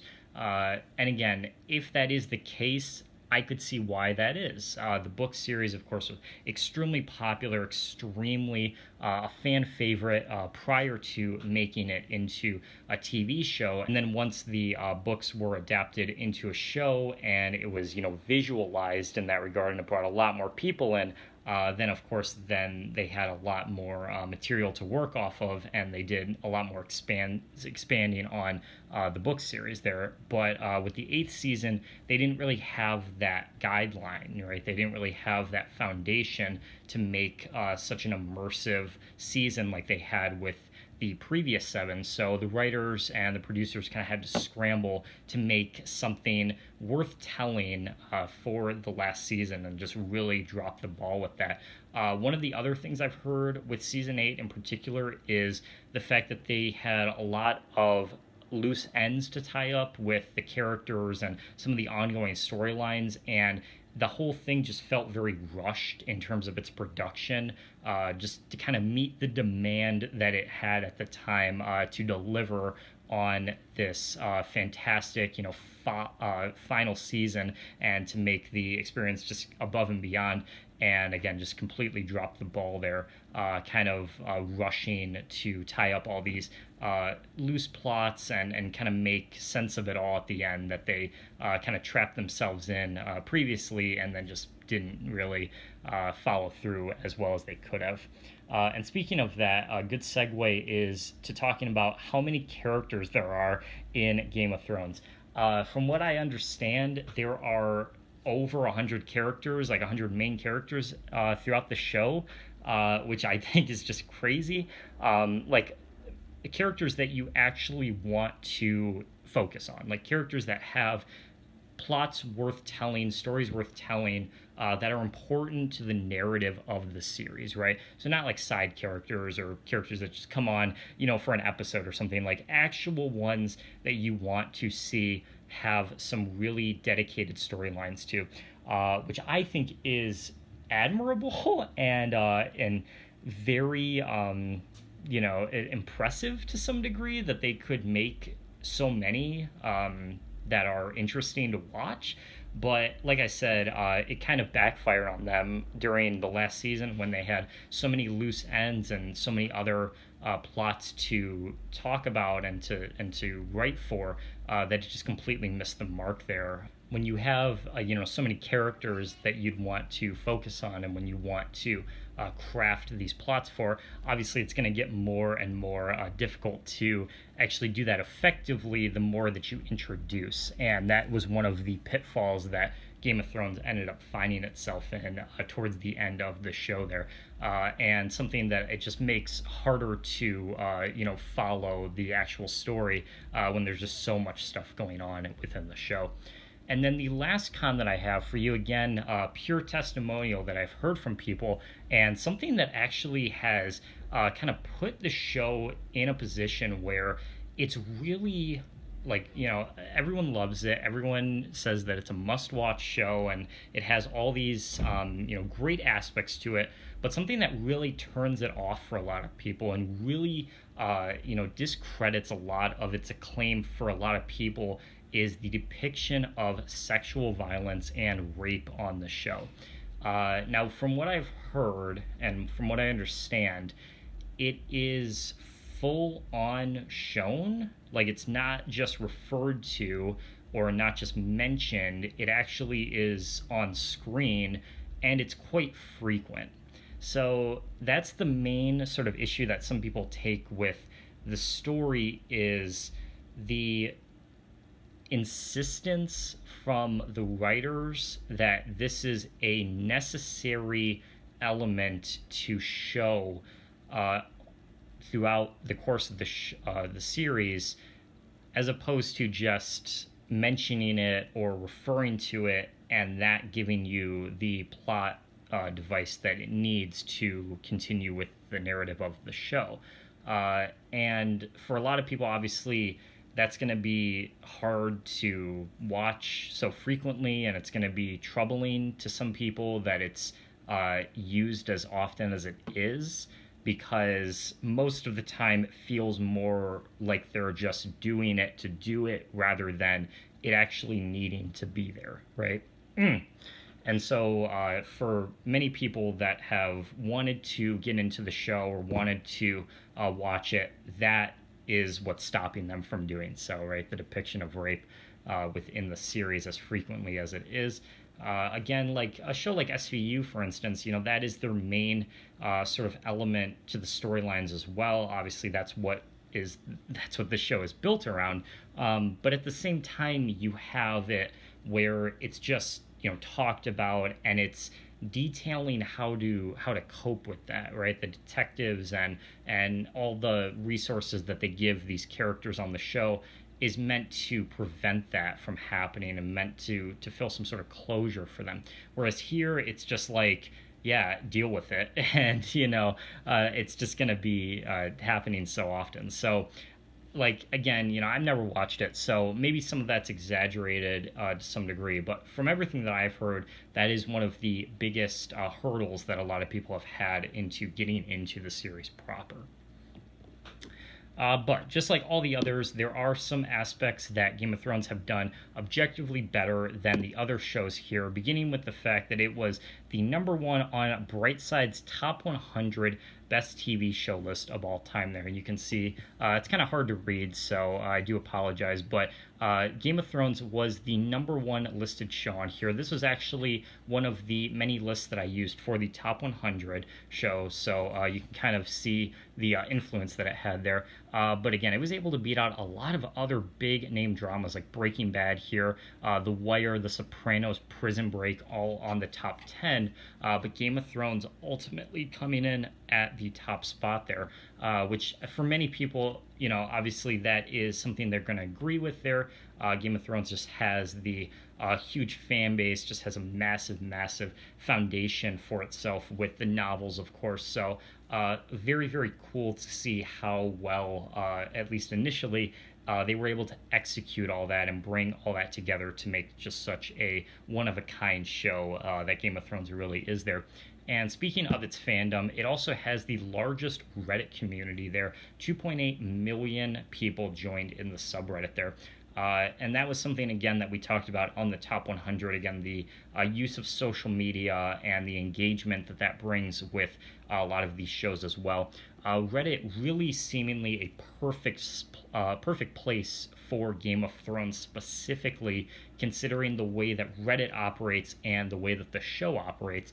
Redditors love to engage with that sort of fantasy element, that sort of, heroism and all of the little sort of subliminal things that the show has put into it over time. I'm sure the use of all the characters in the show has also given to some really good Reddit discussions, even for shows unlike something like Game of Thrones that has a lot of ongoing plots and a lot of character development, even something like How I Met Your Mother.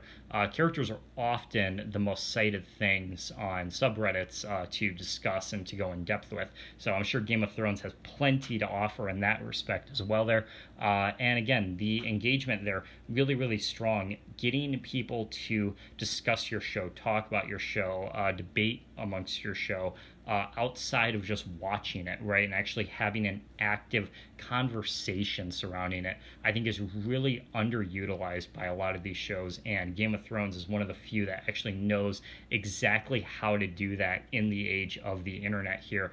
And the Reddit community really a great illustration of how that can be very effective. And then the last part here, the most award wins of any of these shows here, 269 total wins. That is what some of these shows have had nominations for over a much longer period of time. That's only within the span of 8 seasons, 8 years on TV, which is far less than any of these others.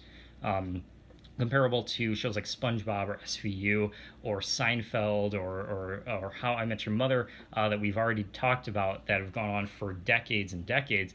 Game of Thrones, a much shorter amount of time than that, and it was able to adapt so much into itself that every single element has probably been awarded a win at some point. Visual effects, music, acting, directing, writing, producing, like all the different roles that are filled from all the production crew have resulted in many, many, many wins for the show all over the world as far as different awards go. And that's not even covering all the nominations too, which totals over 700 nominations for Game of Thrones, which is just outstanding there. So when it comes to the overall award-winning, TV shows out there, Game of Thrones easily within the conversation.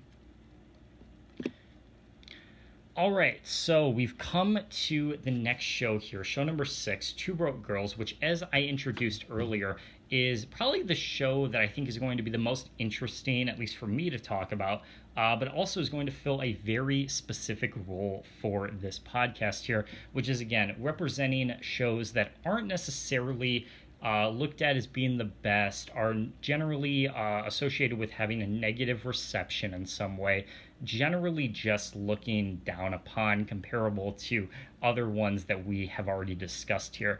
And again, kind of putting into practice the idea that you can take pros, cons, and statistical, objective things about each show and craft an argument to say that this is the best of all of them if you wanted to do that, which I think is more possible than it seems like for shows like Two Broke Girls, because again, I'm giving you the same information for each one. I'm giving you 3 aspects for each category here, and Two Broke Girls is no exception. They have good aspects, they have bad aspects, they have things about the show that are statistically better than any other. So again, to any doubters or naysayers out there for that sort of argument, let me demonstrate it here with you for Two Broke Girls.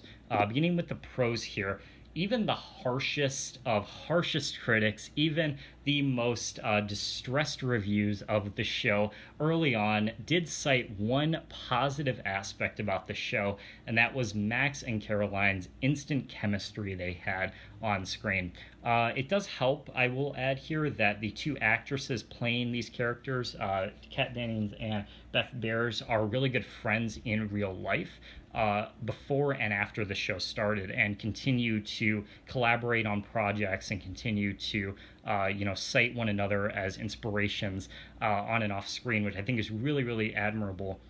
But it shows really well within the show, because when you really break it down, Two Broke Girls is really nothing more than an odd couple style comedy. 2 people that have very different backgrounds, very different upbringings. Max is always kind of been on her own, didn't really have the best family life growing up, always been poor in some way and has always worked very hard for what she's achieved, which isn't much, but for her it's a lot because she didn't really have a lot coming into it. Whereas Caroline, on the other hand, has always been more just accustomed to having things done for her, hasn't really had to work all that much, had a huge inheritance from her dad, just has always been kind of put on a pedestal by everyone around her, doesn't really know what it's like to put in the effort to achieve something for yourself, right? So, two very, very different characters coming in together, ultimately being on the same level here. The basic plot is Caroline's father gets wrapped up in this Ponzi scheme that was revealed to have, it kind of resulted in all of his wealth in the first place there, loses it all, goes to prison, and now Caroline is kind of down on her luck and has to kind of work her way back up to the top, right? And they do that by kind of introducing her to Max in the first episode, who's a waitress at this kind of low end diner in New York. It doesn't really have the best reputation or anything like that. But they are now put on an even playing field, right? So anything that happened with Caroline or Max prior to this is irrelevant. They're equal now. And it really does kind of highlight the differences in people's tones and people's attitudes towards others when you have situations like this in real life, where there's people that think they're better than others or more entitled than others because they have wealth, whereas people on the bottom, often have to work harder and be louder just to be heard in situations like this too. So it kind of highlights some of those, real world aspects of the show as well. But the basic idea is two very, very different, characters coming together, and instantly, even though they are from very different backgrounds and have that odd couple sort of factor to them, they work really well together, right? There's an instant bond together, instant chemistry. They play off each other really well with the humor. And the more and more the show goes on, the more they connect, the more they bond with one another. And you get that real sort of friendship between the two that plays really well on screen. And like I said, that's probably due to some of it, at least, the fact that they are real life friends, which helps in their performances on the show. But that's definitely something that, like I said, even the most egregious and most hated viewers of the show could attest to, that they have really good chemistry with one another. One of my favorite characters on the show, Earl, played by Garrett Morris here, is the next thing I want to talk about. I just absolutely love this guy. He's not a super vital character. He is more of a side character, more of a character that's just there for the comic relief, if you will. But Garrett Morris is a perfect actor to play him. If you're not familiar, he is probably best known as just a stand-up comedian. He has had some TV show offerings in the past, probably most famously on SNL, where he was part of the original lineup of comedians from way back in the 70s, when everyone acts like SNL was good and that was the only time it was good. So Garrett Morris, of course, being a big part of that early on in the show. And then outside of that, probably between then and Two Broke Girls, he's probably most famous for being on the Jamie Foxx Show, which was a sitcom that was on UPN for 5 seasons back in the 90s there. Of course, owned by Jamie Foxx, as you can imagine. But he did get some acclaim for that as well. He's just always been a very active guy in Hollywood, and then putting him on Two Broke Girls there was a really smart move, I felt like.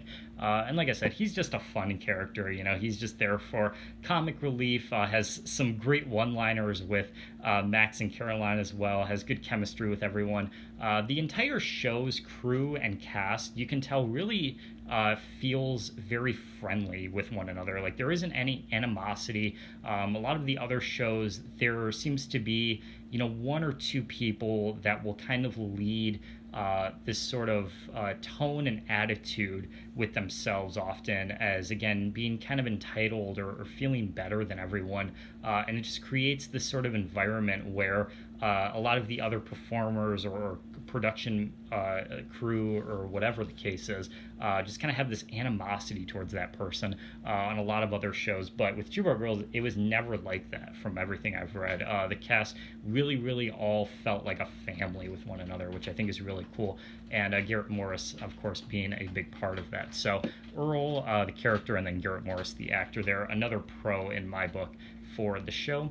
And then the last part here is the creators. We've been talking already in this podcast about how the creators of these shows really do envelop a lot of what makes them so good, and Two Broke Girls is no exception to that. Two different individuals that helped create the show, Michael Patrick King and Whitney Cummings here. King is probably best known for creating Sex and the City back in the 90s there, which is another just super critically acclaimed, very big fan favorite show. It was featured in the top 100, of course.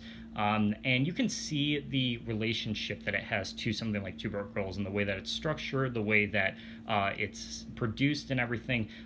Both take place in New York City, both comedies, both with female-fronted leads, both very clear and don't shy away from sex and mature topics and stuff like that.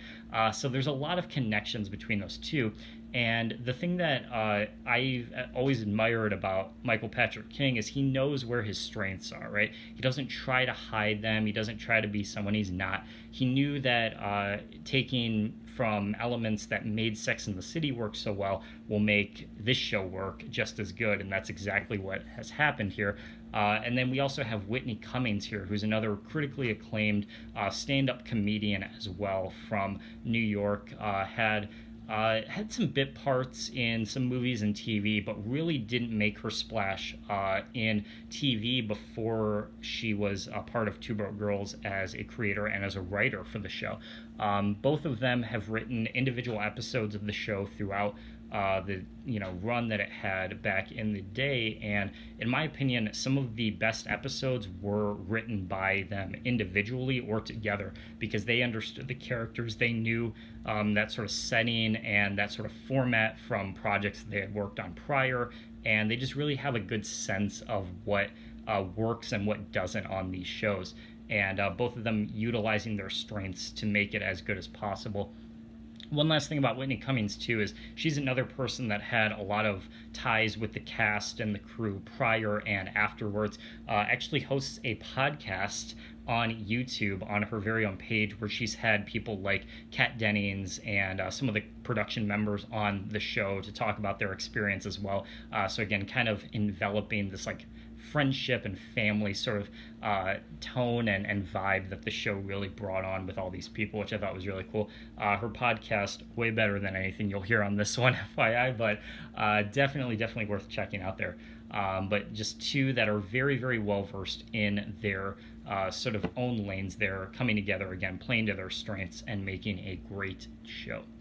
But with that said, probably something that I think more people are going to have things to say on, or why Two Broke Girls is a bad show. So let's talk about the cons here.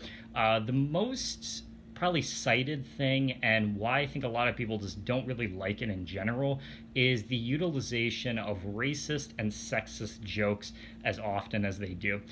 It's not that people are necessarily offended by these things. I don't think that's what it is, at least, but from what I've read, if you ask someone why they don't like Two Broke Girls, or you look online of why people generally dislike the show, the main sort of argument that people will give you is how often it feels like it's repeating itself. And a lot of the time that comes from the fact that they only really use the same kind of jokes and the same sort of setups time and time again to where it just gets really old after a while. One of the most cited instances of this is a character named Han, who is the boss of the diner. He's the owner of the diner, so he's Max and Caroline's boss on the show, and he's played by Matthew Moy, and his character is Korean. That's like one of the main traits that he has of the show, and pretty much all episodes of the show have to reference that in some way. Either Max pointing out something stereotypical about Asians or Koreans, saying that he's short, saying talking about like his home life in Korea, something like that, which again just gets kind of tiring after a while. And like I was saying earlier as well, the show does not shy away from using adult topics, sex jokes, talking about sex often, and again just kind of playing into those same things just over and over again to where it just gets really repetitive after a while. And as a defender of the show, I think that some of the best moments of it actually aren't even from its humor.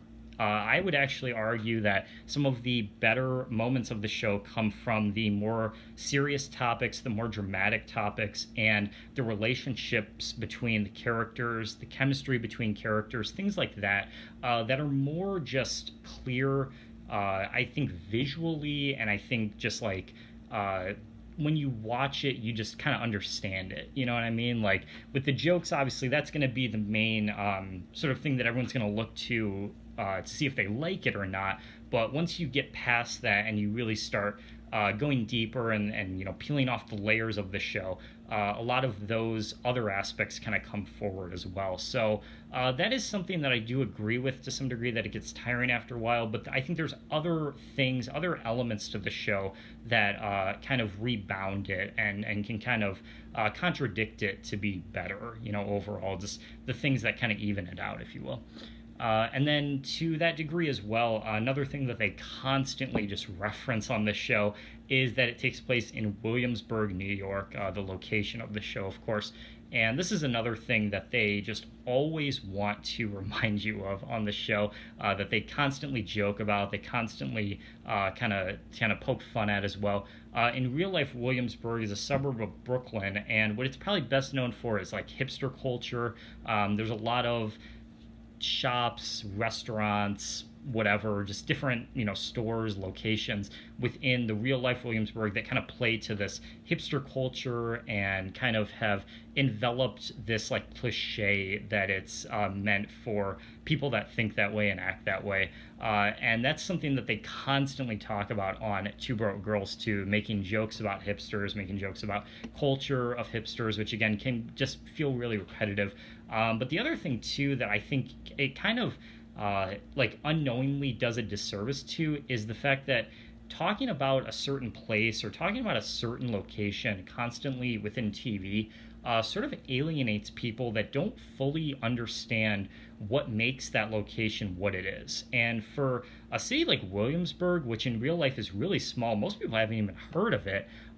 It kind of does a disservice to focus so heavily on it all the time because most people can't relate to what you're talking about.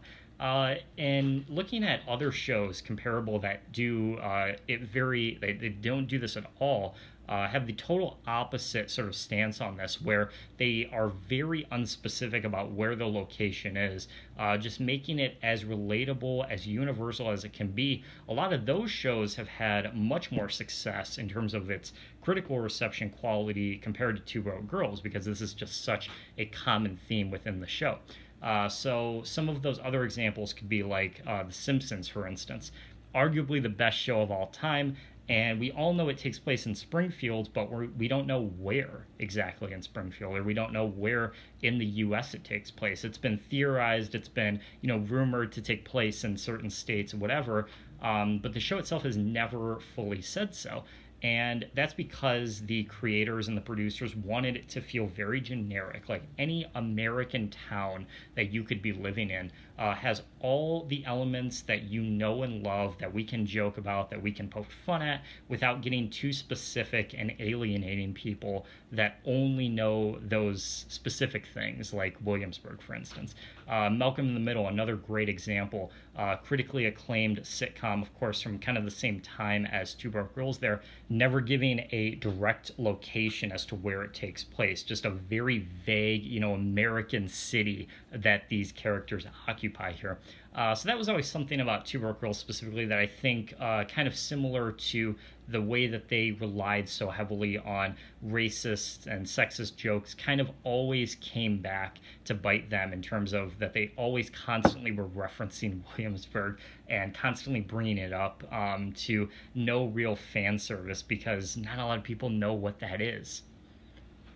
And then the last con I have for you, this is something that's more personal for me as a fan of the show rather than something I've seen people talk about online or like true, like, naysayers really bring up. Because for me, this was always my least favorite part of watching it as a fan was the appearance of guest stars. Now, I'm not against guest stars on any TV show. Obviously, I like when celebrities that I enjoy or people that I enjoy kind of, lend their talents, lend their acting skills to different shows as well. I think that's always cool to see. But with Two Broke Girls, the thing that always annoyed me about it was that they never gave any of these people anything to do. And they did this all the time. I would say at least one or two episodes per season had a guest star that was very prominently featured in the marketing, very prominently featured in the story of the episode, that was on screen for like 2 minutes and just played themselves, and it was super underwhelming. They did this with Kim Kardashian, they did this with Martha Stewart, they did this with 2 Chainz, which you can see here in this picture, that they just constantly wanted you to know that there was a guest star there, that there was someone in the episode that you were gonna know, that you were gonna like, and then completely undermine them by just having them play themselves in the lamest, unfunniest way possible. The 2 Chainz episode, which I'm going to talk about here, is probably the prime example of this. The entire episode setup before they actually meet 2 Chainz is just all the characters talking about how cool 2 Chainz is, how rich he is, how famous he is, how good his music is, how cool his life is, and like all these things that, of course, 2 Chainz has a cool life. Of course, he has the luxury of being on a private jet and drinking champagne and hanging with hot women, because that's what rappers do, right? And then when they finally meet him, all he talks about is, I have a private jet, I drink champagne, I hang out with beautiful women. So it's just this repetitive, just nonsense that they constantly brought up. The Martha Stewart episode, man, she's a good cook. Man, she's really famous. Man, she sold a lot of cookbooks. And it's just the same thing over and over and over again. So that was something that really always bothered me about the guest star episodes, was they just never really crafted the stories all too well. They never really did anything to make them useful within the episode. And it just kind of felt like they were always just patting these people on the backs, and it was just a way for them to name drop people to get more people interested in watching the show. So that just always bothered me. One last thing about 2 Chainz real quick, because I thought this was actually pretty interesting. I actually didn't know this before I was doing research for this video, but he actually also starred on a episode of SVU around the same time that he was on Two Broke Girls for, and in that episode of Special Victims Unit, he actually plays a good character. Like, he plays a CI to the detectives to take down this trap house in this neighborhood that they're investigating for, and that's a really good position and a really good role for 2 Chainz to play, because he grew up with that sort of, in that sort of area, very relatable to that, probably more so than he would just be, talking about how rich and stuff he is now, because he can kind of put some humanity into it. He can kind of put some elements to that character that make it feel more genuine. And that's actually a really good episode of SVU if you want to check it out. But on the flip side of it, his appearance on Two Broke Girls completely dropped the ball, completely missed the mark, just really, really not entertaining whatsoever.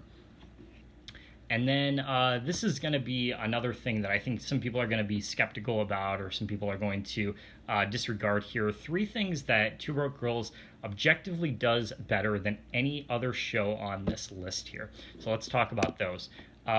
First of all, let's talk about the consistency of the show. This is going to be somewhat debated here, because there are some aspects to this argument that you can definitely point to other shows doing in a different way that you could argue is stronger. But for my purposes here, I'm going to detail how Two Broke Girls is mathematically more consistent. When you look at the episode counts, or the episode scores rather, on IMDb, you see the difference between the highest rated episode and the lowest rated episode of any given show. Subtract those and see what the difference is between its highest point and its lowest point here. For Two Broke Girls, that difference is only 1.3 points, which is really small when you consider it. Only about a point and a half difference between where its highest peak is and where its lowest peak was. And that's that's a pretty small gap between those two when you consider that for a lot of other shows the difference is way stronger. We were talking about how inconsistent SpongeBob is for as long as it's gone on for. The difference between that top and bottom episode, 6.5 points between it, a 9.8 versus a 3.3. That is wild how different it can be and how inconsistent it can be from point A to point B just over time, right? SVU, another great example, a difference of 6 points between the top and bottom. Such as How I Met Your Mother as well, another instance of a show where a finale episode really hurt it with this consistency stat. The difference being 4.1 there between an episode like How Your Mother Met Me and then the last Forever there. Game of Thrones as well, with the finale being 4.0, comparing it to the 9.9, 5.9 difference. So I could go on, but you get the idea here that Two Broke Girls much more consistent in terms of its overall sort of status here within its 6-season run there. Even the second most consistent of all of these, which is Breaking Bad here, has a difference of 2.2, almost a full point more inconsistent than Two Broke Girls. And everyone that I've talked to, especially for Breaking Bad, says that is what makes it so good. The consistency of it, not a bad episode, not a single one that you're going to dislike here. And you're saying it's more consistent and I can prove it mathematically that Two Broke Girls is more? Like, you sure about that, man? Like, I don't know. So that just really again, illustrates how interesting this sort of topic is and how interesting this debate can be, because you wouldn't necessarily expect a show like Two Broke Girls to have stats like that you can easily point to say, hey, this is actually a pretty strong show with this given argument here, and it's able to beat out it's able to beat out Breaking Bad and SpongeBob and SVU and Him Yim and all these other critically acclaimed shows. In a very fundamental thing that most shows should strive for, which is consistency. So I just thought that was very interesting. Another one here is its pilot viewership. Anyone that knows me or my channel, again, this is something that we've talked about plenty of times over, my kind of deep-rooted obsession with TV pilots here. Of all the pilot episodes of these shows here, the biggest one belongs to Two Broke Girls here with 21.5 million viewers off of its first episode there. More than 20 million people watching it. A show that, again, a lot of people dislike. A lot of people said, the marketing was bad. A lot of people weren't really aware of it. It didn't really have a strong push when it initially was put out on TV, and yet somehow more than 20 million people tuned in for that first episode. That's more than, again, all of these really anticipated, really hyped up shows, comparable, something like How I Met Your Mother, for instance. This very unique idea, right? These big time actors, with Neil Patrick Harris and Allison Hannigan, a lot of the marketing push coming from that, this really unique sort of way to format the show and to introduce the show to audiences, and then only getting about 13 million people. Something like SVU, for instance, a spin-off to one of the most critically acclaimed, most important TV dramas of all time, huge marketing push for that, only about 15 million viewers for SVU there. So again, it goes to show you that you wouldn't necessarily expect these things, but again, very obvious points you can direct people to say, hey, this is actually a stronger stat in that regard. And even some shows, say your Breaking Bads, for instance, being on cable, obviously that's going to hurt its viewership in some way. Obviously that one having the lowest one there with only about 1 million people tuning in to the first episode there. But even when you look at what the highest possible rank was for any of its given episodes, which was the finale there, that was only about 10 million viewers for that episode, which is not to say that that's bad by any means. That's a very impressive stat, but only half of what Two Broke Girls did right from the start, right? So again, not trying to undermine any of these other shows, but again, just trying to highlight how much more people underestimate Two Broke Girls given this argument. And then the last one I have for you is Facebook views here. Kind of, again, playing into the idea that social media is a big, big part of what makes these shows so popular and the ongoing sort of influence that they might have going forward here. And it's kind of hard to tell, but you can see here on the screen these different videos that if you just type in Two Broke Girls on Facebook, you can find very, very easily here with massive, massive view counts. You have 1.8 million, 9 million, 14 million, 57 million views for this one video here, which is just a compilation of Two Broke Girls' funniest moments, if you will. So nearly 60 million people watching this video time and time again, which is unlike any of these other shows have on Facebook specifically here. Again, going over some of the other stats here, you have shows like Breaking Bad or SVU, where their top is about 12 to 15 million, with the average being less than a million for just any given show. Spongebob around 20 million for its peak, and then around maybe a million and a half average there. Game of Thrones actually having the strongest other peak besides Two Broke Girls there with about 30 million, but again having just so many more lower videos that bring down the average around less than a million as well. If you just scroll through Facebook there, you can see there's many videos more than I have here to show you for Two Broke Girls that have well over a million, 2 million, 5 million views annually. So, and you can also look at the release dates here for some of these videos as well. These being released in 2017, 2018, 2-3 years after Two Broke Girls left the air, right? So even retroactively getting a ton of views off of this show that seemingly a lot of people dislike. So just kind of seems weird to me that notion is so popular when the evidence proves otherwise there.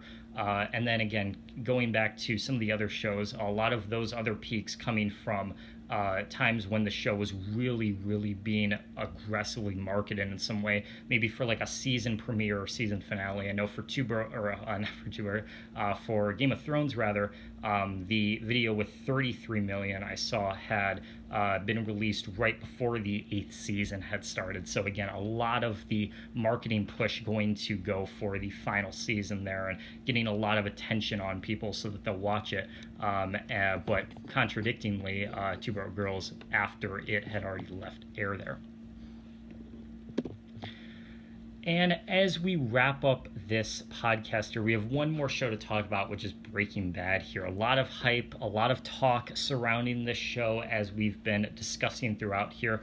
Definitely one that I think, like I said in the beginning here, a lot of people have this very strong reputation for it, right? Online and word of mouth has been just super important to the show's success. But when people end up watching it, sometimes they feel a little bit let down, a little bit disappointed that it's not up to standards the way that they thought. So let's take a look more in detail as to why that could be. Beginning with the pros here. This is another example where there is one particular episode or couple episodes that just above and beyond go just more and more than any other show could imagine here, with the most famous of them all being Ozymandias here.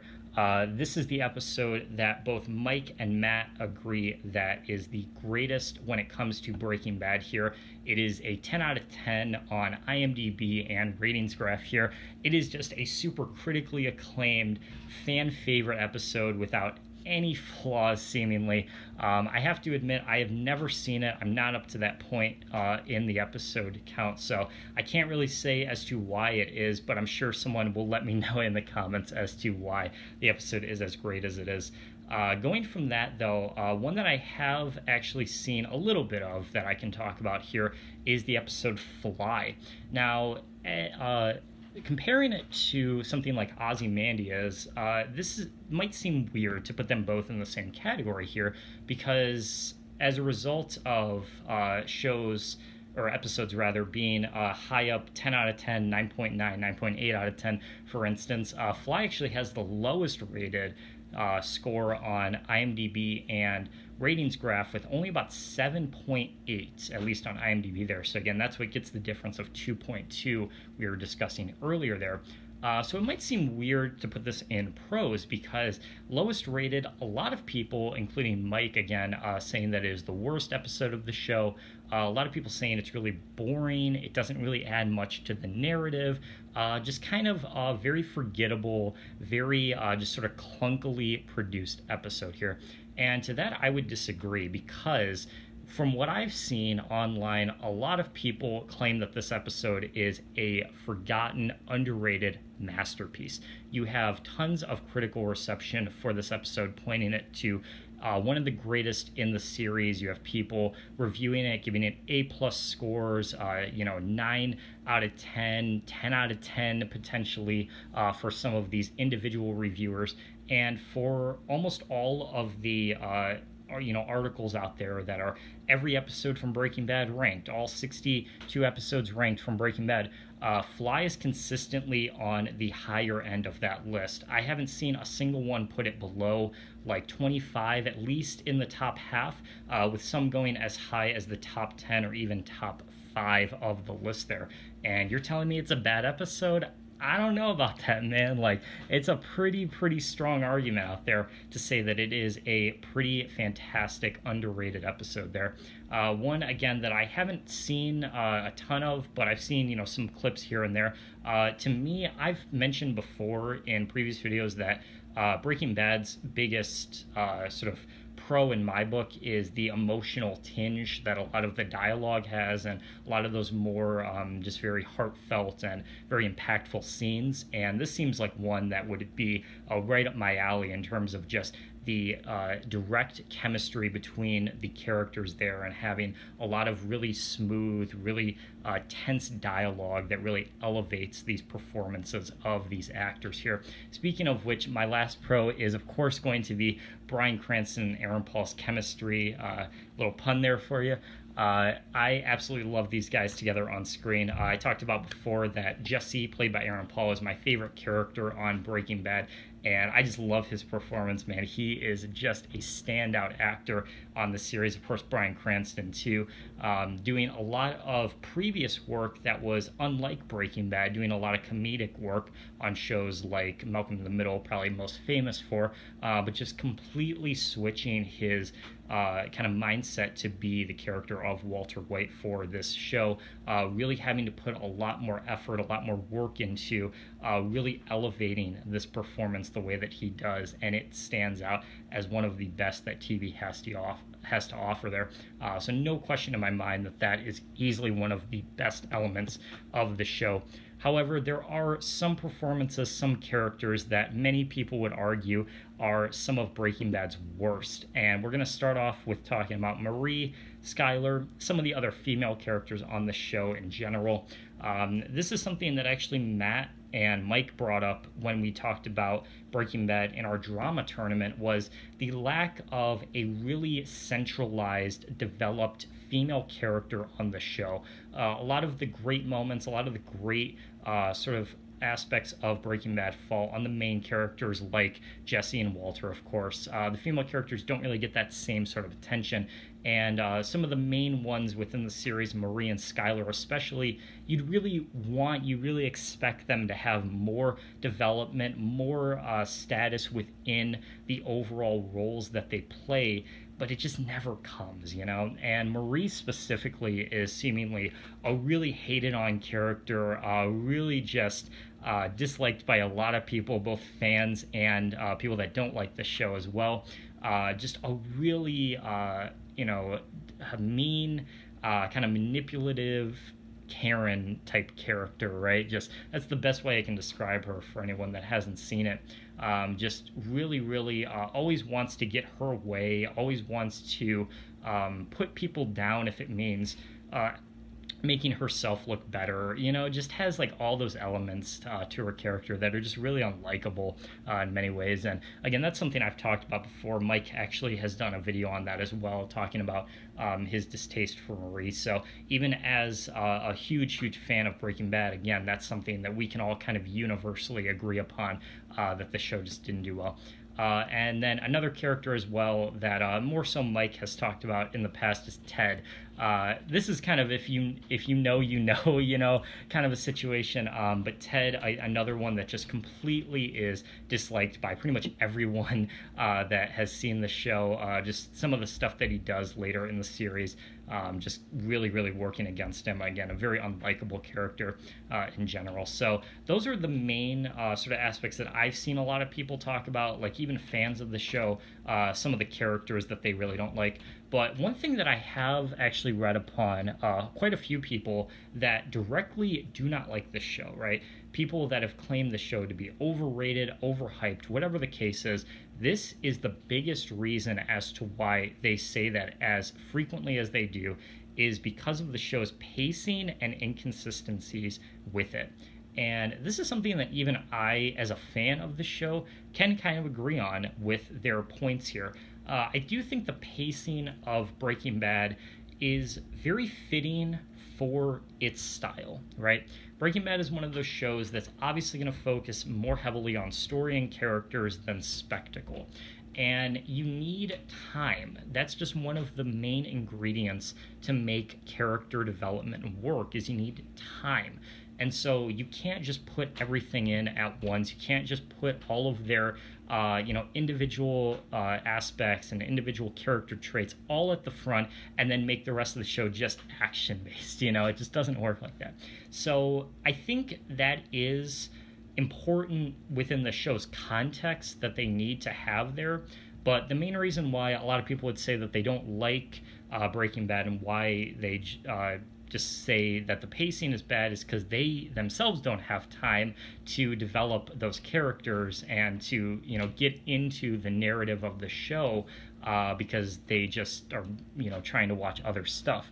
And that's definitely something that I myself have come into in the past with trying to watch Breaking Bad, is there's just a lot of other stuff that I think is more interesting, that's a little bit more direct in terms of what its role is on TV. And the pacing of Breaking Bad is really what slows it down for a lot of people, because when you're watching TV, it's usually just to relax. It's usually just to escape real world stuff. Maybe you come home from work or something, or you just had a bad day in general, and you just want to just turn your brain off and just sit back and enjoy yourself.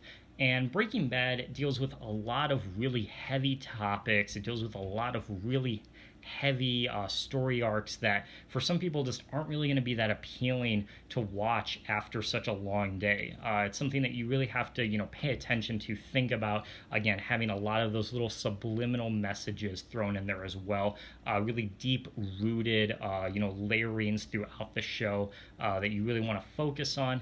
And for some people, they just don't have the time or the energy to do that often.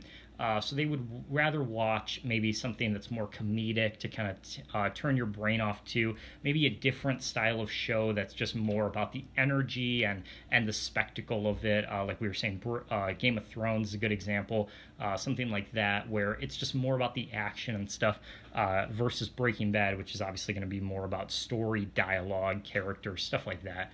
That's just really going to slow it down for some people. So I can see why some people would disagree with that, because obviously, like I said, the pacing is important within the show's context, but like I said, I think more people just want to have fun when they watch TV, just want to escape, real life. And in most contexts like that, I just don't think Breaking Bad is the right choice. But of course, like all the others, it does have some elements to it, some stats that make it better than any other show on this list, beginning with the fact that it was number one on Stacker's Best TV Shows of All Time.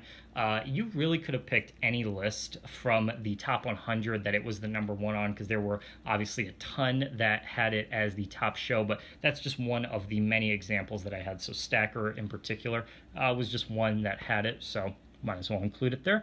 The IMDb score is another thing that we've talked about. 9.4, you can see here. Again, kind of hard to look at this because it's kind of small, but IMDb, what's really cool is they break it down in terms of the individual amount of votes that each of the individual scores have. So For this, obviously, you can see about 2/3 of it say it is a 10 out of 10 show, over 1 million votes, which is far more than any of the other ones, followed by, the 9/8 and so on and so forth. But there is a surprising amount of 1 out of 10s here, about 2%, actually about 30,000 votes there, claiming it as a 1 out of 10. So again, for those people, again, one of the most cited is going to be the pacing, the characters, some of the people that they don't like on it, just saying it's kind of overhyped in general.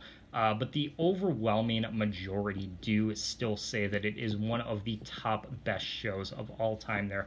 Like I said, 2/3 claiming it to be a 10 out of 10 there. And then the last one is the overall Rotten Tomatoes score of Breaking Bad. Another thing that was cited in the top 100, they're 96% on Rotten Tomatoes. They're not for any given season, like we talked about with SpongeBob, but just the overall score, 96. So now that we've broke all of the shows down and we've gone more in depth with the pros and cons and looked at some individual stats for each show, let's return to our main questions here. Can a TV show be perfect? And once again, I'm going to say the answer is no here. After watching this, after listening to this, if you have been convinced that a TV show cannot be perfect and you initially thought it could be, let me know in the comments why that was for you. Because to me, I think it's just inherent that all shows are going to have pros and cons. All shows are going to have good and bad aspects. Even certain individual aspects at times can be considered good and bad, depending on their individual context, as we've talked about. So I don't think just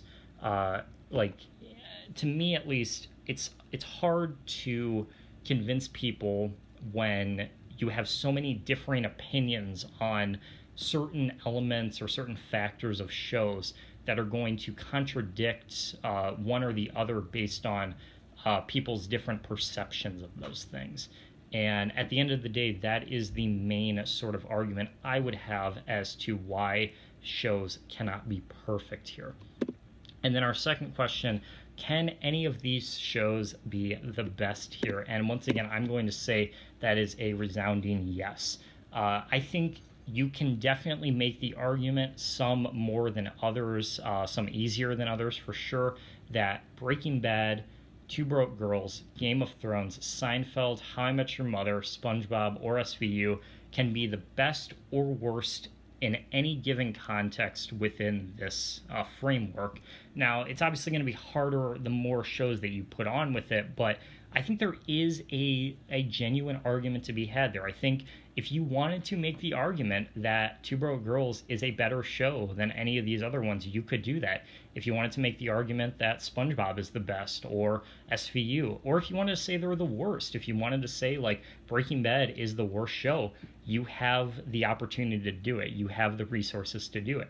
Some are obviously, like I said, going to be easier than others, but I think in the majority of the time, when people discuss TV, when they look online for different debates, different arguments, at least for me, I want to hear a different perspective. I don't always want to know the obvious pick. I don't always want to know the obvious thought put into something, because I've heard that so many times, and as someone that does this for obviously YouTube and does it for fun as well, just talking to other people outside of here, it just gets kind of old to know that everyone likes Breaking Bad and everyone likes How I Met Your Mother, and most people don't like Two Broke Girls, But I would rather have a conversation with someone that has a different perspective on it, just so I can learn as to why that is.